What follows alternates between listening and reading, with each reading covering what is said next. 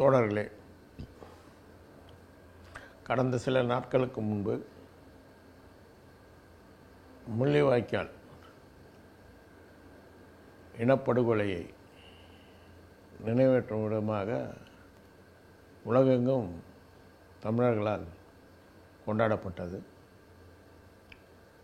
தமிழகத்திலும் வழக்கத்தை விட கூடுதலாக நிகழ்வுகள் நடைபெற்றன. இவையெல்லாம் மகிழ்ச்சியை அளிக்கின்றது.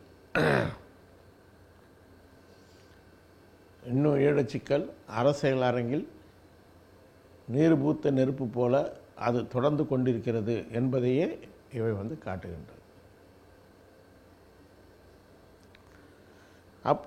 அந்த ஈழத்தை ஒட்டியும் ஈழச்சிக்கலை ஒட்டியும் கூட நிறைய சில விவாதங்கள் தொடங்கி உள்ளது. அதை ஒட்டி அதுக்கு முன்னால் சிலது அப்பப்போ நடந்திருக்கு. அதை ஒட்டிய சில விவாதங்கள் தொடர்ந்து கொண்டு இருக்குது. அது இல்லாமல் நான் ஒரு மாதத்திற்கு முன்பு போட்ட 3 வாரத்துக்கு முன்னாடியோ 1 வாரத்துக்கு முன்னாடி போட்ட அது தேசிய சிக்கல் குறித்து, அதாவது மாநில சுயாட்சியும் தமிழ் தேச குடியரசும் அப்படின்ற அந்த காணொளி சம்பந்தமாகவும் சில கேள்விகள், சில எதிர்கருத்துக்கள்லாம் வந்திருக்கு. அது மட்டும் இல்லாமல் இப்பொழுது சமீபத்தில் தொடர்ந்து நடந்து கொண்டிருக்கிற பிஜேபி பாசிச அரசால் தொடர்ந்து பழங்குடிகளும் மாவோயிஸ்டுகளும் மத்திய பகுதிகளில் 400க்கும் மேற்பட்டவர்கள் இதுவரை கொல்லப்பட்டு கொண்டார்கள். அதனுடைய உச்சமாக தோழர் கங்கண்ணா, மாவோயிஸ்ட் கட்சியினுடைய பொதுச் செயலாளர், அவர் தான் கமாண்டர் இன் சீஃப், இராணுவ கமிஷனராகவும் இருக்கார். அவர் கொல்லப்பட்டது என்பது மிகப்பெரிய அதிர்ச்சியும் எல்லாத்தையும் அதை ஒட்டி சில விவாதங்கள்லாம் வந்திருக்கு.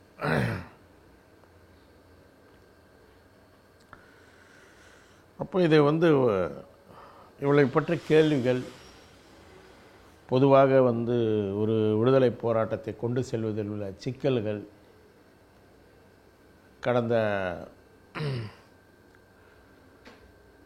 30 ஆண்டுகளாக வரக்கூடிய போராட்டங்களுடைய தோல்விகள், ஒரு சில வெற்றிகள், அதை சிலர் வெற்றியாக பார்க்க மாட்டுறாங்க, அது வேறு. இந்த தோல்விகளை ஏதோ ஏற்றுக்கொண்டவங்க ஒரு சிலருடைய வெற்றியாக பார்க்கறது இல்லை. அதில் தான் இந்த தோல்விக்கான காரணங்கள் இருக்குது. அந்த காரணங்களை ஆய்வு பண்ணவோ அதை ஏற்றுக்கொள்ளவோ தயாரில்லாத நிலை தான் இன்றும் நீடிக்கிறது. அப்போ அதை பற்றி நாம் கொஞ்சம் அதை ஒட்டியே பேசலாம்னு நினைக்கிறேன்.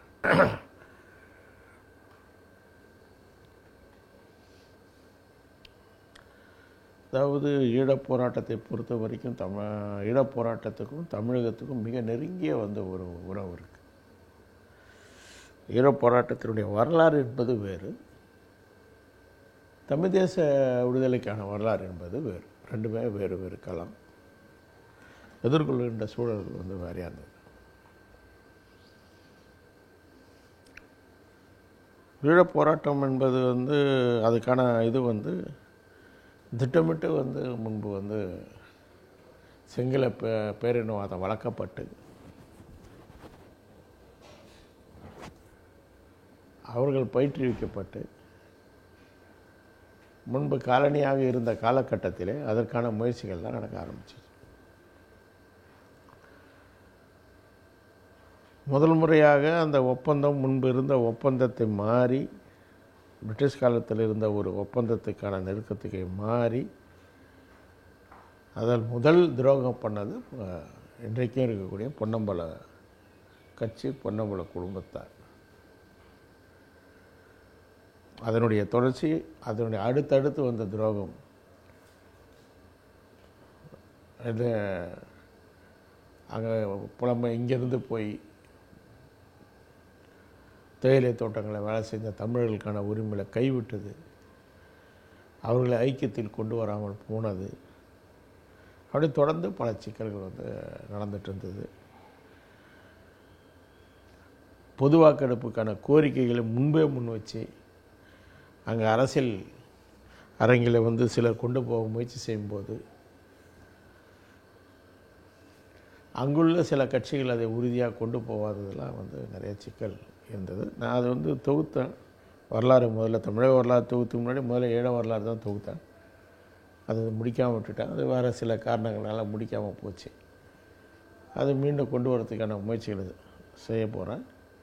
அதில் பெரும்பாலும் எல்லா வரலாறுகளுமே தொகுக்கப்பட்டிருக்கு. அதில் விரிவாக வந்து பேசலாம்.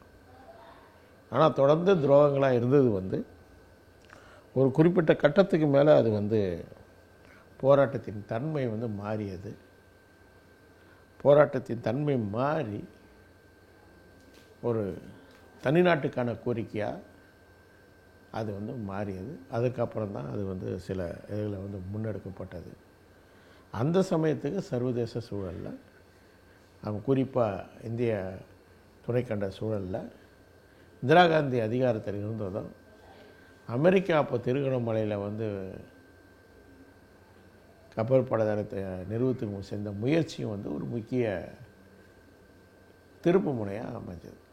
அதனால் வந்து அச்சமூட்டுவதற்காக ஜெயவர்த்தனை அடிபணி வருவதற்காக இந்திரா காந்தி வந்து அங்கே போராளிகளுக்கு மிகப்பெரிய அளவில் இங்கே வந்து ஆயுத பயிற்சிகளும் இராணுவ பயிற்சிகளும் ஆயுதங்களும் கொடுத்து இது பண்ணதுன்றது ஈழ தேசிய விடுதலை போராட்டத்துக்கான இதில் வந்து ஒரு திருப்பு முனையாக அமைஞ்சது. அதுதான் வந்து மிகப்பெரிய ஒரு விடுதலை இராணுவங்களாக வந்து அது பின்னாடி வந்து அது மாறத்துக்கு வந்து காரணம் கூட அதுதான். ஒரு பெரிய இராணுவத்தை படைகளை கொண்ட அமைப்புகளாக மாறியதும் ஆயுத போராட்டம் வந்து ஒரு பெரிய அளவில் வீச்சா போனது வந்து அது ஒரு முக்கிய திருப்பு முனை. இல்லைனா வந்து அது வந்து அந்த அளவு வந்து அடைஞ்சிருக்கிறதுக்கு வாய்ப்பே கிடையாது. இங்கே தமிழ்நாட்டில் இருக்கிற போல் பல குழுக்களை போல் ஒரு குழுக்களாக இருந்துக்கிட்டு ஒரு குறிப்பிட்ட அளவுக்கு மேலே வளர முடியாமல் போயிருந்து தான் வந்து இருந்திருக்கும். ஆனால் ஒரு இராணுவ படைகளை கட்டி ஒரு ஆயுத போராட்டத்தை பலமாக எடுத்துக்கிறதுக்கான ஒரு அடிப்படையை வந்து உருவாக்கி வந்து அப்போ இந்திரா காந்தியினுடைய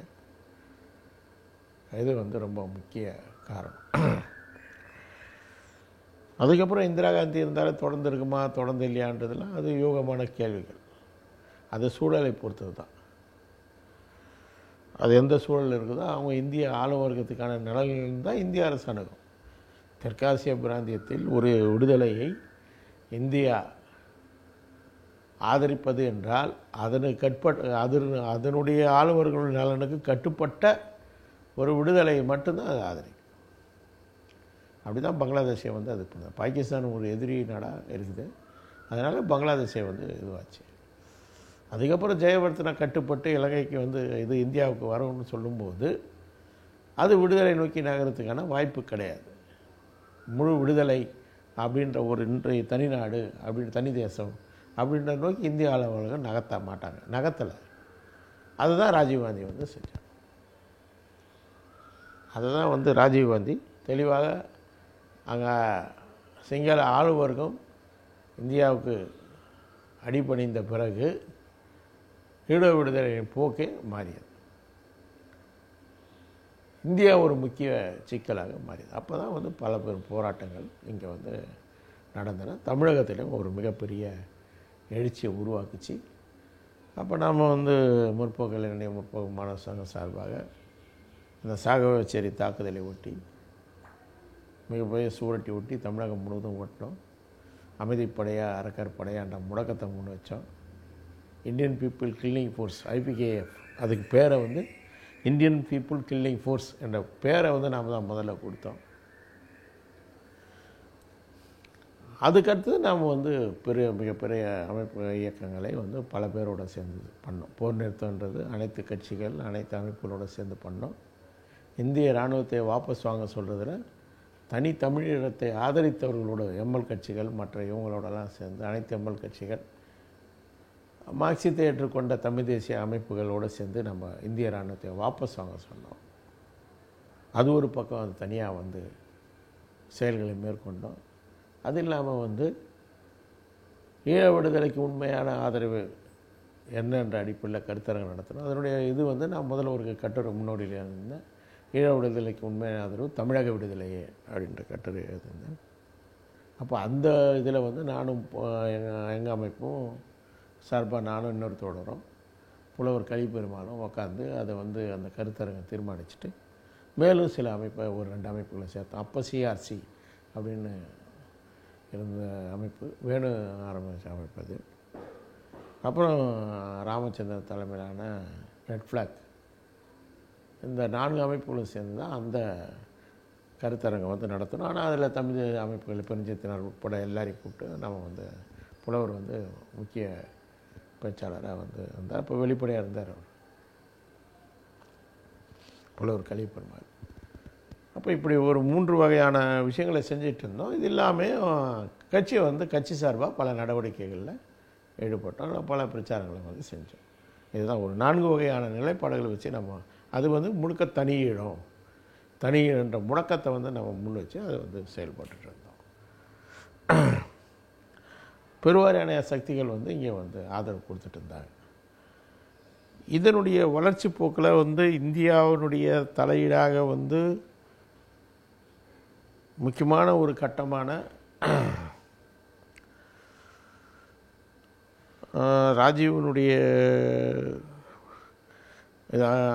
ராஜீவ்காந்திக்கு எதிரான நடந்த நடவடிக்கைகளுக்கு பிறகு முழுக்க வந்து அது வந்து எதிராக மாற்றப்பட்டது.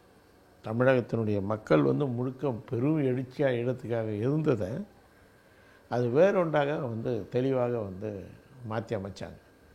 அதில் ஜெயலலிதா அதிமுகவுடைய பங்கு வந்து ரொம்ப முக்கியம். காங்கிரஸை விட ஜெயலலிதா அதிமுகவுடைய பங்கு வந்து மிகப்பெரிய முக்கியம். ஈழ விடுதலை ஆதரவை தமிழக மக்களிடத்திலிருந்து விலகி செல்வதற்கு, அதை விட்டு இது பண்ணுறதுக்கு முக்கிய காரணம் அப்போ எடுத்த நடவடிக்கைகள், தாக்குதல்கள், இங்கே மக்கள் மீது, அந்த ஆதரவாளர்கள் மீது எடுத்த ஜெயலலிதா ஆட்சியினுடைய தாக்குதல்கள் வந்து நிறைய மக்களை வந்து தனிமைப்படுத்துச்சு. ஈழ விடுதலையிலேருந்து தனிமைப்படுத்துச்சு. அது ஒரு முக்கியமான கட்டமாக இருந்தது. அப்போ தான் தடா சட்டங்கள் கொண்டு வந்து கடுமையான அடக்குமுறை கொண்டு வந்தது. அப்படி தான் அதுக்கப்புறமா அது தொடர்ந்து பொடாவாகவும் தொடர்ந்து. அப்போ அந்த காலகட்டத்தினுடைய வளர்ச்சி போக்கில் தான் வந்து அவங்க வந்து யாழ்ப்பாணத்தை வந்து சுற்றி வளைக்கும் போது வாஜ்பாய் அரசு மூலமாக கடுமையான இதை வந்து அவங்க மேலே தொடுத்து எச்சரிக்கை கொடுத்து இது பண்ணுறாங்க. இல்லைனா அது வந்து ஒரு வரலாற்று திருப்பு முறையாக இருந்திருக்கும். சிங்கள படைகள் சுற்றி வளைக்கப்பட்டு விடுதலை புலிகளால் அவர்கள் அழிக்கப்பட்டிருந்தால் அது ஒரு திருப்பு முனையாக இருந்திருக்கும். ஆனால் இந்தியா நேரடியாக தலையிட்டு அப்போவே இந்த சிக்கல் வந்து வேறு மாதிரி மாறியிருக்கும். இதுதான் அங்கே இருக்கிற சிக்கல். அதனால் வந்து அவங்க என்ன பண்ணாங்கன்னா அதை வந்து இந்தியாவுடைய பேச்சை கேட்டு கைவிட்டாங்க. அப்போ இதனுடைய விளைவு பின்னாடி நடந்த விஷயங்கள் தெரியும். பின்னாடி வந்து மிக தெளிவாக சிங்கள அரசுகள் மிக தெளிவாக உலகத்தில் உள்ள அனைத்து சக்திகளையும் தனக்கு ஆர்கனைஸ் பண்ணது மட்டும் இல்லாமல் இந்தியாவுக்கு எதிராக இருக்கக்கூடிய பாகிஸ்தான், சீனா போன்றவங்களையும் தங்களுடைய ஆதரவு சக்திகளாக மாற்றுறாங்க. அவர்களோட உறவுகளை நெருக்கம் காட்டுறாங்க. சிங்கள ஆளுநர்கள், சிங்கள பேரினவாத அரசுகள் நெருக்கம் காட்டுறாங்க. சந்திரிகாலேருந்தே அது வந்து தொடங்குது. இப்போ இது வந்து என்ன ஆகுதுன்னு சொன்னால், இங்கே இருக்கக்கூடிய ஈழத்தை ஆதரிக்கக்கூடிய சக்திகளை நம்பி ஒரு அரசியல் நகர்வுகள் தெளிவில்லாமல் இந்தியாவை மட்டும் நம்பி போய்கொண்டு இருந்தது தான் அங்கே இருக்கிற ஒரு முக்கியமான சிக்கல். அப்போ அந்த ஒரு குறிப்பிட்ட கட்டத்தில் நான் என்ன சொல்கிறேன்னு சொன்னால், அப்போ வந்து பொடால சிறையில் இருக்கிறோம், பொது வாக்கெடுப்பை முன்கொண்டு செல்லணும், இந்தியாவுக்கு எதிரான நாடுகளுடன் நாம் உறவை பெறணும் அப்படின்றது தான் நாம் வைக்கிற நிலைப்பாடு. ஆனால் நாங்கள் அது என்ன ஆகுதுன்னு சொன்னால், இந்தியாவுடன் எப்படி வந்து நம்ம நெருக்கமாக இருக்கிறோம், நம்ம ஏன் வந்து இருக்கிறோம், அது ஏன் தேவைன்ற விளக்கங்கள் தான் இங்கே ஈழ போராட்டத்தை கொண்டு செல்பவர்களுடைய விளக்கமாக தொடர்ந்து இருந்தது. ஆதரவு தெரிவித்த அங்கே நெருக்கமாக அவர்களுக்கு ஆலோசனை சொல்லி கொண்டிருக்கிறவர்களுடைய கருத்து அதுவாக தான். அப்போ இதனுடைய விளைவு என்ன ஆகுதுன்னு சொன்னால், மிக தெளிவாக ராஜபக்ச குடும்பம் மிக தெளிவாக அந்த வேலையை வந்து செய்கிறாங்க. ஒரு பக்கம் சீனா பாகிஸ்தானோட உறவு, மறுபக்கம் இந்தியா வந்து தலையிடாதுன்ற இதிலிருந்து முற்றிலுமாக ஒழிக்கக்கூடிய வேலையை கோத்தப்பையன் வந்து முடிவோடு செய்ய ஆரம்பிக்கிறாங்க. அதில் மகிந்தாவுடைய ரோலை விட கோத்தப்பையனுடைய ரோல் தான் வந்து முக்கியம். ஏன்னா இந்தியா வந்து முற்றிலும் அழிக்கணுன்றது வந்து அதனுடைய நோக்கமாக இருக்கிறதுக்கு வாய்ப்பே கிடையாது. ஏன்னா அது வந்து ஆளும் வர்க்கத்துக்கு நஷ்டம்தான் அது. ஏன்னா சிங்கள ஆளும் வர்க்கத்தை தன்னுடைய கட்டுப்பாட்டுக்குள் வச்சுக்க முடியாது.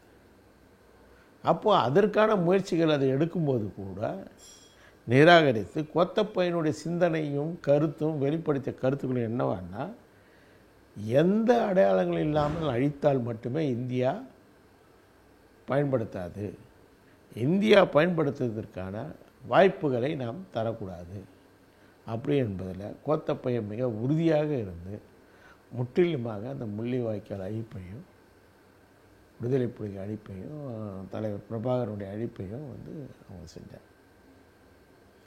இது வந்து ரொம்ப முக்கியமான விஷயம்.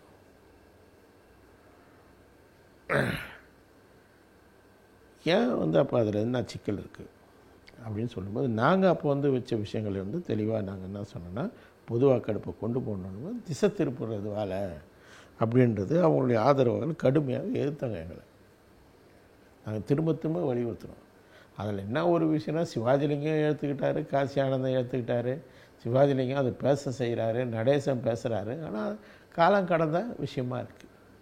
நாங்கள் என்ன சொல்கிறோன்னா, சமாதான கால யுத்தத்துக்கு போக வேணாம், சமாதான காலகட்டத்திலே நாங்கள் சொன்னது பொதுவாக்கெடுப்பு. ஏன்னா அரசியல் அரங்கில் ஒரு பயங்கரவாத அமைப்பாக வந்து காட்டப்பட்ட விஷயத்தை ஒரு விடுதலை போராட்டமாக, அரசியல் போராட்டமாக மாற்ற வேண்டிய தேவை வந்து நமக்கு இருக்குது. அதனால் நாம் என்ன சொல்கிறோன்னா, ஐநாவினுடைய அப்போ ஓரளவு வந்து நார்வேயோட உறவுகள் இருந்தது. அப்போ அது ஐரோப்பிய யூனியன் சார்பாக நார்வேயின் மூலமாக ஒரு பொது வாக்கெடுப்பதற்கான முயற்சிகள் வந்து மேற்கொள்ளப்படல.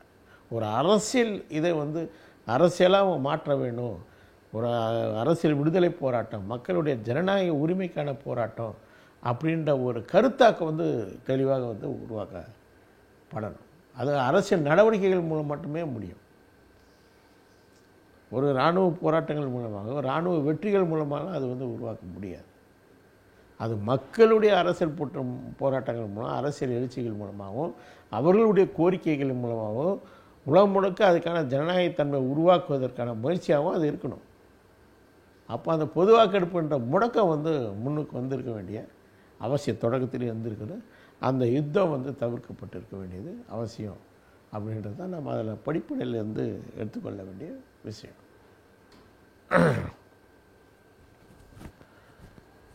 அதே தான் இன்றைக்கி நடந்துட்டுருக்கு. ஏன் சொல்கிறேன்னு சொன்னால், இன்றைக்கி நீங்கள் புரிஞ்சுக்கணும், இந்த சர்வதேச சூழல் வந்து ரொம்ப முக்கியங்க. அந்த சர்வதேச சூழலில் முதல் உலகப்போர், இரண்டாம் உலகப்போரை ஒட்டி தான் புரட்சிகளும் விடுதலைகளும் சுதந்திரமாக நடந்திருக்குது நெருக்கடிகள். மற்றதெல்லாம் சோவியத்துடைய உதவியாலேயோ அமெரிக்காவுடைய உதவியால் மட்டுமே சாதிக்க முடிஞ்சிருக்கு. ஏதோ ஒரு ஆளு வர்க்கத்தினுடைய உதவியால் மட்டுமே சாதிக்க முடிஞ்சிருக்கு. அது வந்து நம்ம முக்கியம். அப்போ மாறி மாறி நாம் செய்ய வேண்டிய அவசியம் இருக்குது. ஆளுவர்களுக்குள்ள முரண்பாடை மாற்றி மாற்றி நாம் கையாள வேண்டிய அவசியம் இருக்குது. இது லெனின் ஸ்டாலின் ரொம்ப தெளிவாக சொன்னாங்க, செஞ்சாங்க. சேமிப்பு சக்தின்னு சொல்கிறாங்க. அவங்க ஸ்ட்ராட்டஜியை பற்றி வகுக்கும்போது என்ன சொல்கிறாங்கன்னா, புரட்சிகர ஆற்றல் ஒரு பக்கம், எதிரிகள் ஒரு பக்கம் வகுக்கணும். அதான் ஸ்ட்ராட்டஜி, பொலிட்டிக்கல் ஸ்ட்ராட்டஜி. அதில் சேமிப்பு சக்திகள், ரிசர்வ் ஃபோர்ஸ்னு ஒன்று சொல்கிறாங்க. அது என்னன்னா, ஆளுவர்க்க முரண்பாடுகள்.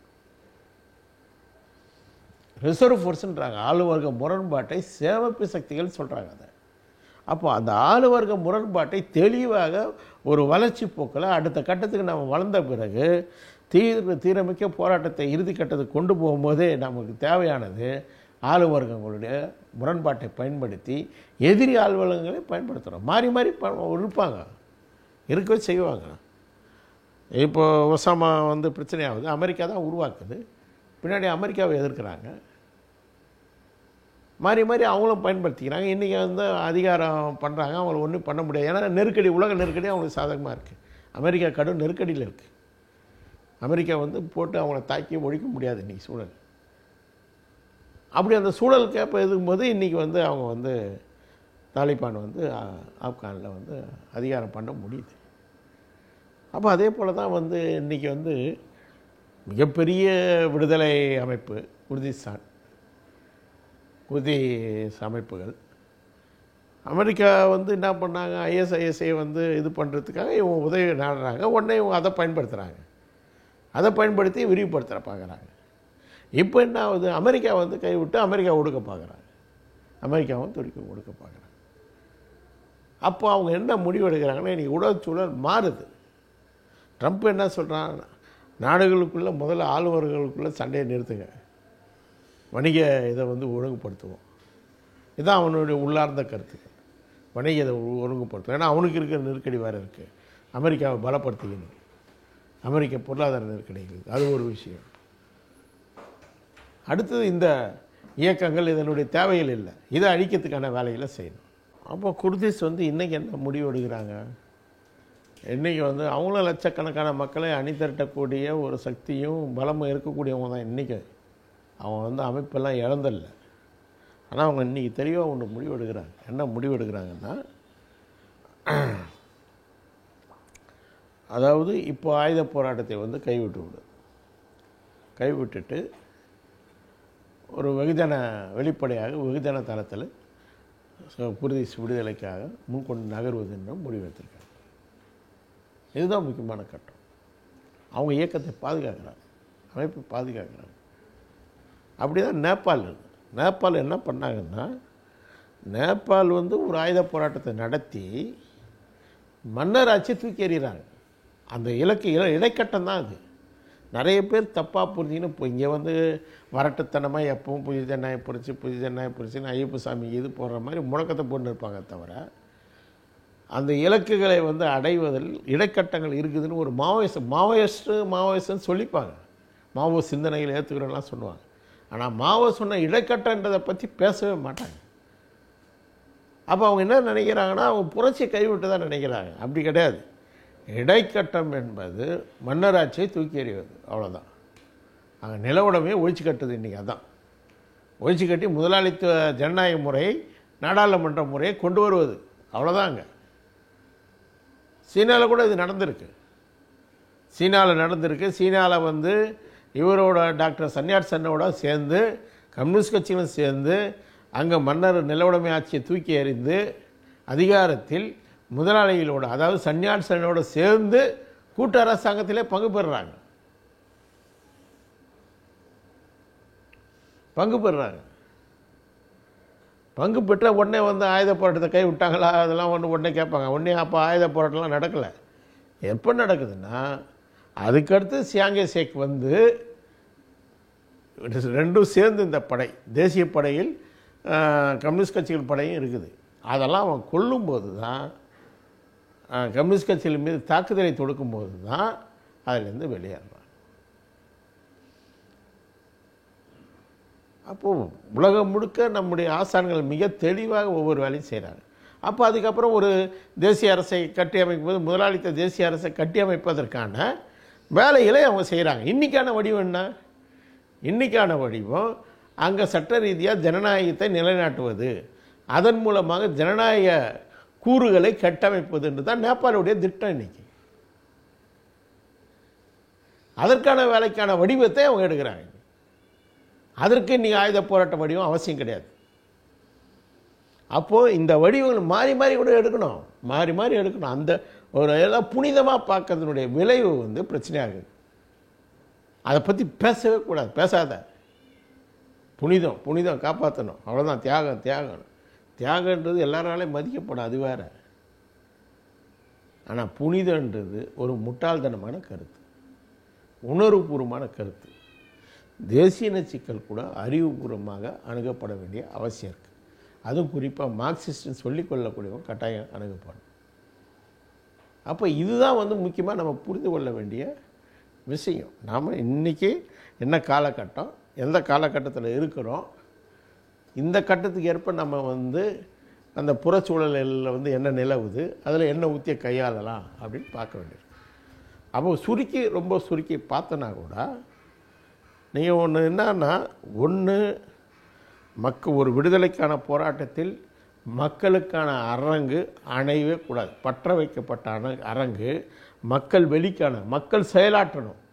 ஆயிரக்கணக்கில் லட்சக்கணக்கில் அந்த கோரிக்கையாக தொடர்ந்து போராடணும். அதுக்கான அரங்கு அணைக்கப்படக்கூடாது. அதுக்கான அரங்கு கட்டாயம் வந்து உருவாக்கப்படணும். அது வந்து ரொம்ப முக்கியம். அந்த அரங்கு இது ஒரு முதல் கண்டிஷன், முதல் நிபந்தனை. அதுக்கப்புறம் ஆளுவர்க்கங்களுடைய முரண்பாட்டை நாம் பயன்படுத்தணும். உள்ளூர் ஆளுவர்க்கங்களுடைய முரண்பாட்டையும் பயன்படுத்தணும். வெளியில் இருக்கக்கூடிய சர்வதேச சூழலில் இருக்கக்கூடிய முரண்பாடுகளையும் நாம் பயன்படுத்தணும்.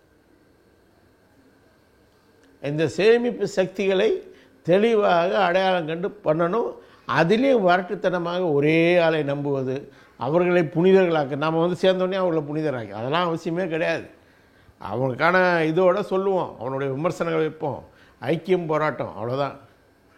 ஐக்கியம் போராட்டம் நடந்துகிட்ருக்கோம், அவ்வளோதான்.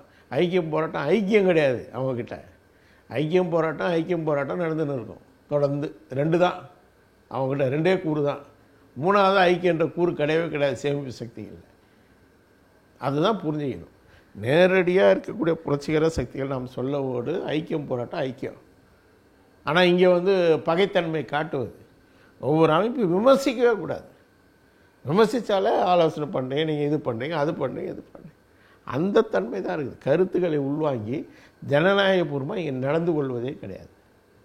அப்படி இல்லைன்னா இன்னொரு கோடிக்கு போய் ஆளும் வர்க்கத்துக்கு பின்னாடி வால் பிடிச்சிக்கிட்டு எந்த நிபந்தனையற்ற முறையிலையும் எந்த விமர்சனமற்ற முறையிலையும் வால் பிடிக்கிறது. ஏன்னா இது மாவு தெளிவாக சொல்கிறார். ஒரு தவறை சரி செய்ய போனீங்கன்னா அது ஒரு தவறிலிருந்து இன்னொரு தவறுக்கு, இன்னொரு கோடிக்கு வந்து அது திசை விலகும் அப்படின்னு சொல்கிறார். ஒரு வலதில் இருக்கக்கூடிய ஒருவர் இடதுக்கு மாறுவார், இடதுல இருக்கிற ஒருத்தர் வலதுக்கு மாறுவார். 2 இருக்கிறவங்களும் இருக்கிறார். நம்ம போன்ற பன்முகத்தன்மை இது கொண்ட சமூகத்தில் 2ம் வந்து இருக்குது. ஏன்னா எல்லாமே பிரிஞ்சு இருக்குது, உறவுகள் இல்லாமல் இருக்குது, சிந்தனை தடங்களில் பிரிஞ்சு இருக்குது. ஏன்னா அறிவு ஒன்றாகவும் நடைமுறை ஒன்றாகவும் இருக்குது. அறிவு ஒன்றாகவும் தங்கள் வாழ்க்கையை அமைத்துக் கொள்வது ஒன்றாகவும் இருக்குது. ஏன்னா நம்ம கல்வி அப்படி தான். கல்வி வேறு, நம்ம வாழ்க்கை வேறு. கல்விக்கும் வாழ்க்கைக்கும் சம்பந்தம் கிடையாது. அப்போது இந்த விஷயங்களை நாம் வந்து புரிந்து கொள்ள வேண்டும். அது வந்து நாம் செய்ய தவறி இருக்கிறத தான் நான் கருதுகிறேன். நான் வந்து ஈழ விடுதலை போராட்டத்தில் நாம் வந்து செய்ய வேண்டியது வந்து தெற்காசிய பிராந்தியத்தில் ஒரு ராஜதந்திர உத்தி கையாளப்படவில்லை, அது தீர்மானிக்கப்படவில்லை அப்படின்றது ஒரு முக்கிய குறையாக வந்து நாம் கருதுகிறோம். அப்போ அது வந்து நாம் வந்து இந்த தெற்காசிய பிராந்தியத்தில் அனைத்து விடுதலைகளையும் நசுக்க ஒடுக்கக்கூடியது இந்தியா தான். அப்போது இந்தியாவுக்கு எதிரான முரண்பாட்டை பயன்படுத்தாமல் தெற்காசிய பிராந்தியத்தில் யாரும் விடுதலை சாதிக்க முடியாது, மக்கள் செல்வாக்கை பெற்றிருந்தால் கூட. இது ரொம்ப முக்கியம். அது மட்டும் இல்லாமல் ஒரு சர்வதேச சூழல் பலவீனமாக இருக்கும்போது மட்டுமே நாம் இவர்கள் இல்லாமல் கூட விடுதலை சாதிக்கும். இந்த முரண்பாடுகளை கையாளாமல் கூட சாதிக்கும். ஆனால் குறைந்தபட்ச கையாளணும். ஏன்னா என்ன பிரச்சனை வருதுன்னு சொன்னால் அதை புரிஞ்சுக்கிற நிறைய சிக்கல் இருக்குது. முதல் உலகப் போருடைய சூழல்களில் சோவியத்தினுடைய புரட்சி நடந்த பிறகு அந்த புரட்சியை தக்க வைக்கிறதுக்கு சரிதான், புரட்சி தான் முடிஞ்சிச்சு இல்லையா, இனிமேல் எவன் தேவையில்ல, வந்தால் நம்ம மோதி பண்ணலாங்க. மோதலை லெனின். ஆனால் ட்ராஸ்கி எதிர்க்கிறார். ட்ராஸ்கி வந்து ஜெர்மனியோட ஒப்பந்தத்துக்கு போகக்கூடாதுன்றார். ஆனால் புரட்சி முடிந்து அந்த புரட்சியை காப்பாற்றிக் கொள்வதற்காக அவர் லெனின் என்ன பண்ணுறாருன்னா ஜெர்மனியோட ஒப்பந்தம் போடுறார். அப்போ ஜெர்மனியுடைய தாக்குதல் தடுத்து நிறுத்தப்பட்டு அங்கு அங்கே சோசியலிச நிர்மாணங்கள், ஜனநாயக பொருளாதார நிர்மாணங்கள் வந்து செய்யப்படும். இல்லைன்னா மிக ரொம்ப கஷ்டமாக இருக்குது. 4 வருஷம் உள்நாட்டு போர்கள் அங்கே நடக்குது. பணக்கார விவசாயிகள், இங்கே பணக்கார விவசாயம் சொல்லப்படக்கூடிய தன்மை உள்ள விவசாயிகள் கடுமையாக உள்நாட்டு போர் எதிர்க்கிறான். ஆனால் மறைமுகமாக வெளிநாடுகளுடைய உதவி அவங்களுக்கு இருந்தது. இதே இந்த ஒப்பந்தம் போடலைன்னா ஜெர்மனி நேரடியாகவே அந்த வேலைகளை செஞ்சுருப்பாங்க. அந்த சோசியலிச சோவியத்தினுடைய புரட்சி வந்து தக்க வைக்கப்படாமலே போயிருக்கோம் இந்த உத்தியை கையாளனா. அப்போ இது வந்து ரொம்ப முக்கியமானது. அதுக்கப்புறம் ஸ்டாலின் வந்து அது போல் நிறைய உதாரணம், ஸ்டாலின் மாவு மாதிரி அந்த உதாரணங்கள் வந்து அவ்வளோ சிறப்பாக செஞ்சவங்க யாருமே கிடையாது. அதெல்லாம் ரொம்ப முக்கியம். அதாவது தேசிய விடுதலை போராட்டத்தில் 2 திட்டம் வைக்கிறாங்க. ஒன்று சோசியலிச புரட்சி வட வியட்நாமு, தென் வியட்நாமுக்கு வந்து இது வைக்கிறாங்க, தேசிய ஜனநாயக புரட்சி. அந்த புரட்சி இது பண்ணி கூட அங்கே இதுக்கு ஒரு பதவியை அதுக்கு முன்னாடி இருந்த அந்த நாட்டினுடைய மன்னருடைய வாரிசு இருக்காங்கல்ல, அவங்களுக்காக வந்து ஓசிமின் வந்து அறைகூவல் விடுத்து அவங்களுக்காக வந்து அது காத்திருக்கிறதா சொல்கிறார். என்ன சொல்கிறது, நம்ம இது எப்படி இருக்குது, நாம் வந்து புரிந்து கொள்வது எப்படி இருக்குது. ஒன்று தெளிவானது, வெறும் உலகத்தில் பாட்டாளி வர்க்கம் மட்டுமே கிடையாது. பாட்டாளி வர்க்கம், முதலாளி வர்க்கம் அப்படின்னு 2 மட்டுமே உலகத்தில் கிடையவே கிடையாது என்றதை முதல்ல புரிஞ்சுங்க. பல்வேறு வர்க்கங்கள் இருக்குது, பல்வேறு வர்க்கத்தன்மைகள் இருக்குது, பல்வேறு வர்க்க சிந்தனைகள் இருக்குது. இந்த சிந்தனைகள் அடிப்படையில் தான் நாம் இருக்கிறோம், இந்த பாதிப்பின் அடிப்படையில் தான் நாம் இருக்கிறோம். அதுபோல தான் சமூகத்தினுடைய செயல்பாடுகளும் இருக்கும். அதுதானே நமக்கு இருக்குது. சமூகத்தின் செயல்பாடுகள் தான் நமக்கு பாதிக்குது. அப்போ அதனுடைய இதுக்கேற்ப நாம் என்ன பண்ண வேண்டியிருக்குன்னா, உலக சூழல்களை புரிந்து கொண்டு நாம் உத்திகளை கையாள வேண்டிய அவசியம் இருக்குது. இது இறுதிக்கட்ட யுத்தம் எதுவுமே கிடையவே கிடையாது. இறுதிக்கட்ட யுத்தமே கிடையாது. முதல் கட்டத்திலே நாம் இருந்துகிட்ருக்கிறோம். முதலாளித்தத்தை அழிப்பதிலே, இன்னும் அதற்கு முந்தைய வர்க்கங்களாக இருந்த நிலவுடைமை வர்க்கங்களே அழிப்பதிலே நாம் இன்னும் முதல் கட்டத்திலே தான் இருந்துகிட்ருக்கிறோன்றதை நம்ம வந்து புரிஞ்சு கொள்ள வேண்டிய அவசியம் இருக்குது. அப்போ இன்றைக்கி இருக்கக்கூடிய முக்கியமான விஷயம் என்னென்னா, சர்வதேச அளவில் மற்ற விஷயங்களை வந்து கொண்டு போகிறாங்க, அந்த விசாரணை அதெல்லாம், அது வந்து நம்ம தவறுன்னு சொல்லலை. ஆனால் பொது வாக்கெடுப்புன்ற அரசியல் கொள்கையை முன்னுக்கு வெளியில் கொண்டு போக வேண்டிய தேவை இருக்குது. அது ரொம்ப மிக முக்கியமானது. பொது வாக்கெடுப்புன்ற கோரிக்கையை வந்து, அரசியல் கோரிக்கையை வந்து முன்கொண்டு போக வேண்டியதுக்கான தேவை வந்து என்னன்னு சொன்னால், அது அரசியல் சிக்கலாக மாற்றப்படணும்.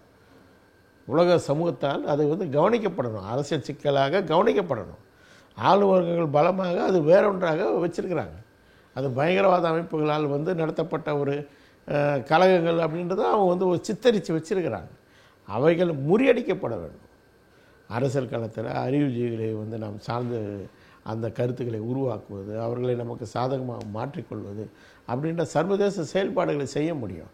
ஏன்னா இன்றைக்கி வந்து ஈழத்தமிழர்கள் வந்து சர்வதேச அளவில் முக்கிய பொறுப்புகளில் உலக மக்களில் உருவாகியிருக்காங்க. இன்றைக்கி அதுக்கான வாய்ப்புகள் நிறைய இருக்குது. முன்னே நமக்கு வந்து குரல் கொடுக்கறதுக்கு ஆள் கிடையாது. அன்றைக்கி அந்த பிரச்சனையை எப்போ நாங்கள் நிறையா முயற்சி பண்ணோம். தூதரங்களெல்லாம் வந்து கவனிக்கிறதுக்கு, தூதரங்களை அணுகி சில இந்த போரை நிறுத்தத்துக்கு எதனா செய்ய முடியுமான்னு அந்த தூதரங்களை வேலை செஞ்ச சிலர் மூலமாகலாம் முயற்சி எடுத்தோம் நாங்கள். ஏன்னா அன்றைக்கு வந்து அதுக்கான வாய்ப்பே இல்லை. ஆனால் இன்றைக்கு நிறைய வாய்ப்புகள் வந்து இருக்குது. சர்வதேச அளவில் பொறுப்புகளுக்கு தமிழர்கள் வந்திருக்கிறாங்க. அவங்க வந்து இதை வந்து கவனத்தில் வந்து கொள்ள வேண்டிய அவசியம் இருக்குது. பொது வாக்கெடுப்புன்றதை நோக்கி நான் வந்து முதல்ல நகர்த்தணும். அது வந்து ரொம்ப அவசியம் அப்படின்றது தான் இன்றைக்கி ஈழத்தில் வந்து இருக்கக்கூடிய ஒரு இது. மற்ற விஷயங்கள்லாம் துணை விஷயங்களாக மாற்றி இதை முதன்மை அரசியல் விஷயமாக இதை வந்து மாற்ற வேண்டிய அவசியம் இருக்குது அப்படின்றது தான் நாம் வந்து கவனத்தில் எடுத்துக்க வேண்டிய அவசியம். இந்த முள்ளி வாய்க்கால் நினைவேந்தலில் அந்த தோழர்களுக்கு தியாகத்தினுடைய இதுக்கு நாம் வந்து கைமாறு செய்வதாக அது அமையும்.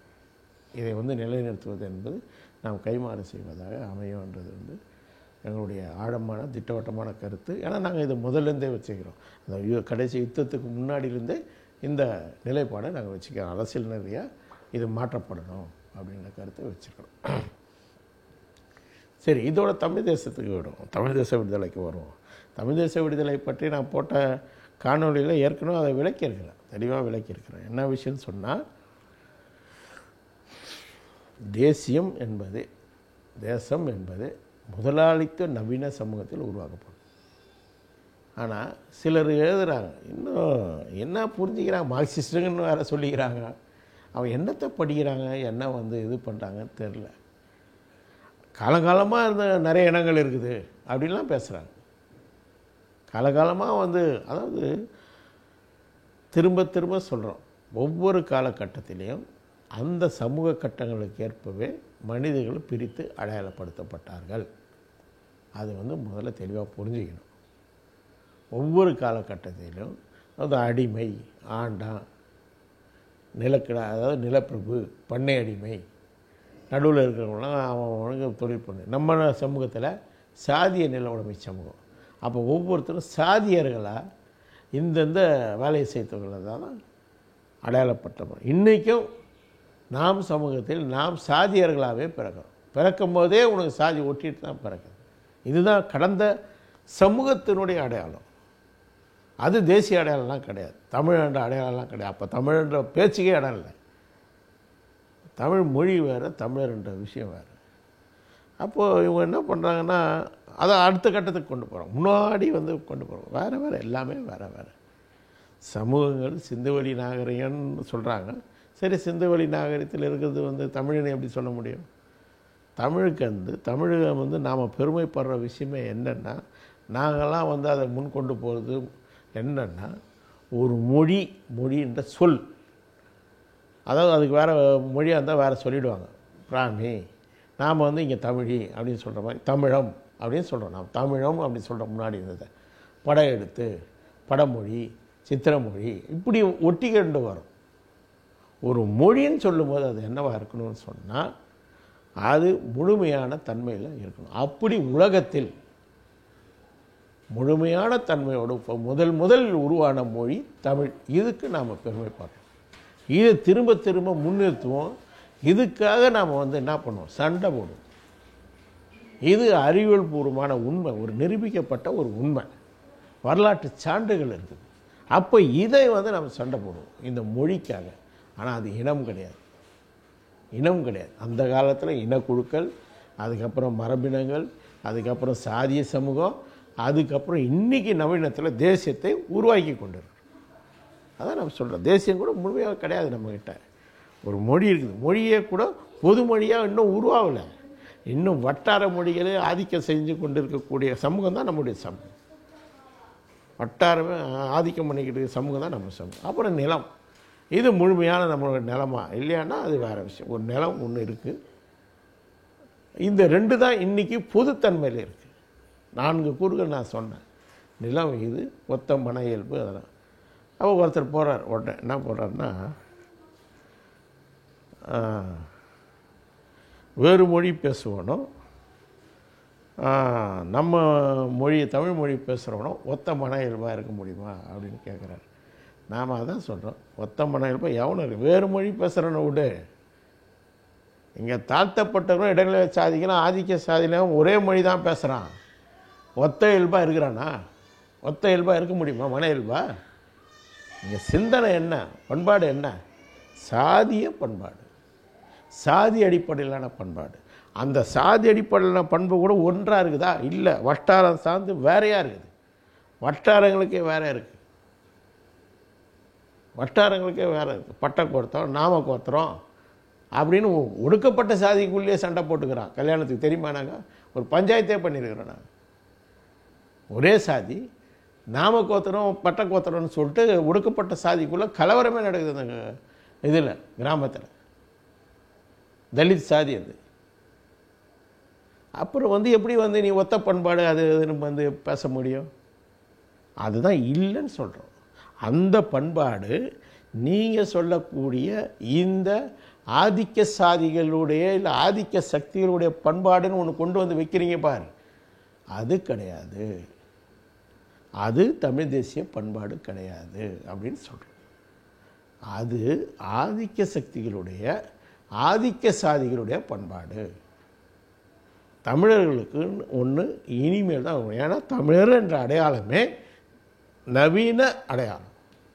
இன்றைக்கு தான் நாம் அதை உருவாக்கணும். அந்த தமிழருக்கான பண்பாடு என்பது ரெண்டு, நாம் என்ன சமூகத்தை கட்டமைக்கிறோமோ, என்ன பொருளாதாரத்தை கட்டமைக்கிறோமோ அதற்கேற்ற பண்பாட்டை நம்ம கட்டமைக்கணும். இன்றைக்கி நவீனத்தினுடைய இதுவாக நம்ம என்ன, ஒரு ஜனநாயக சமூகத்தை கட்டமைக்க போகிறோம். ஒரு தமிழ் தேசிய பொருளாதாரத்தை கட்டமைக்க போகிறோம். தமிழ் தேசிய மக்கள் ஜனநாயக பொருளாதாரத்தை கட்டமைக்க போகிறோம். அப்போ இங்கே ஒரு மக்கள் ஜனநாயக பண்பாடு, தமிழ் தேசிய பண்பாடுன்றது ஒரு தமிழ் தேசிய மக்கள் ஜனநாயக பண்பாடாக போயிருக்கணும். அது என்ன, ரெண்டே கூறு தான் முக்கியம். ஒன்று அறிவியல் பூர்வமான சிந்தனை முறை. இந்த அடிப்படையில் நம்மளுடைய இதை கட்டமைக்கணும். அப்புறம் ஜனநாயக அணுகுமுறை. அறிவியல் பூர்வமான சிந்தனை முறைனா என்ன, ஏற்கனவே இருக்கிற பண்பாடுகள், மூட நம்பிக்கைகள், சாதி எல்லாத்தையும் விட்டு ஒழிக்கணும். மனிதர்களாக உறவு கொள்ளணும். ஜனநாயக உறவு அதான். சாதி கலப்பு என்பது தான் தமிழ் தேச பண்பாடு. சாதி தமிழ் தேச பண்பாடு கிடையாது. சாதி அடையாளத்தோடு தமிழ் தேசத்தை கட்டமைக்க முடியாது. சாதி அடையாளத்தோடு வரவன் தமிழன் கிடையாது. அவன் பிறப்பால் சாதியன். சாதி கலக்கிறவன் தான் தமிழன். சாதி கலக்கிறவன் தமிழன். சாதி எதிர்க்கிறவன் தான் தமிழன். அவங்க தான் தமிழ் தேசியர். தமிழ் தேசியர்னால் மற்ற இன மொழி பேசுகிறவங்களும் அதை செய்யணும். செஞ்சால் தான் அவங்க தமிழ் தேசியர்.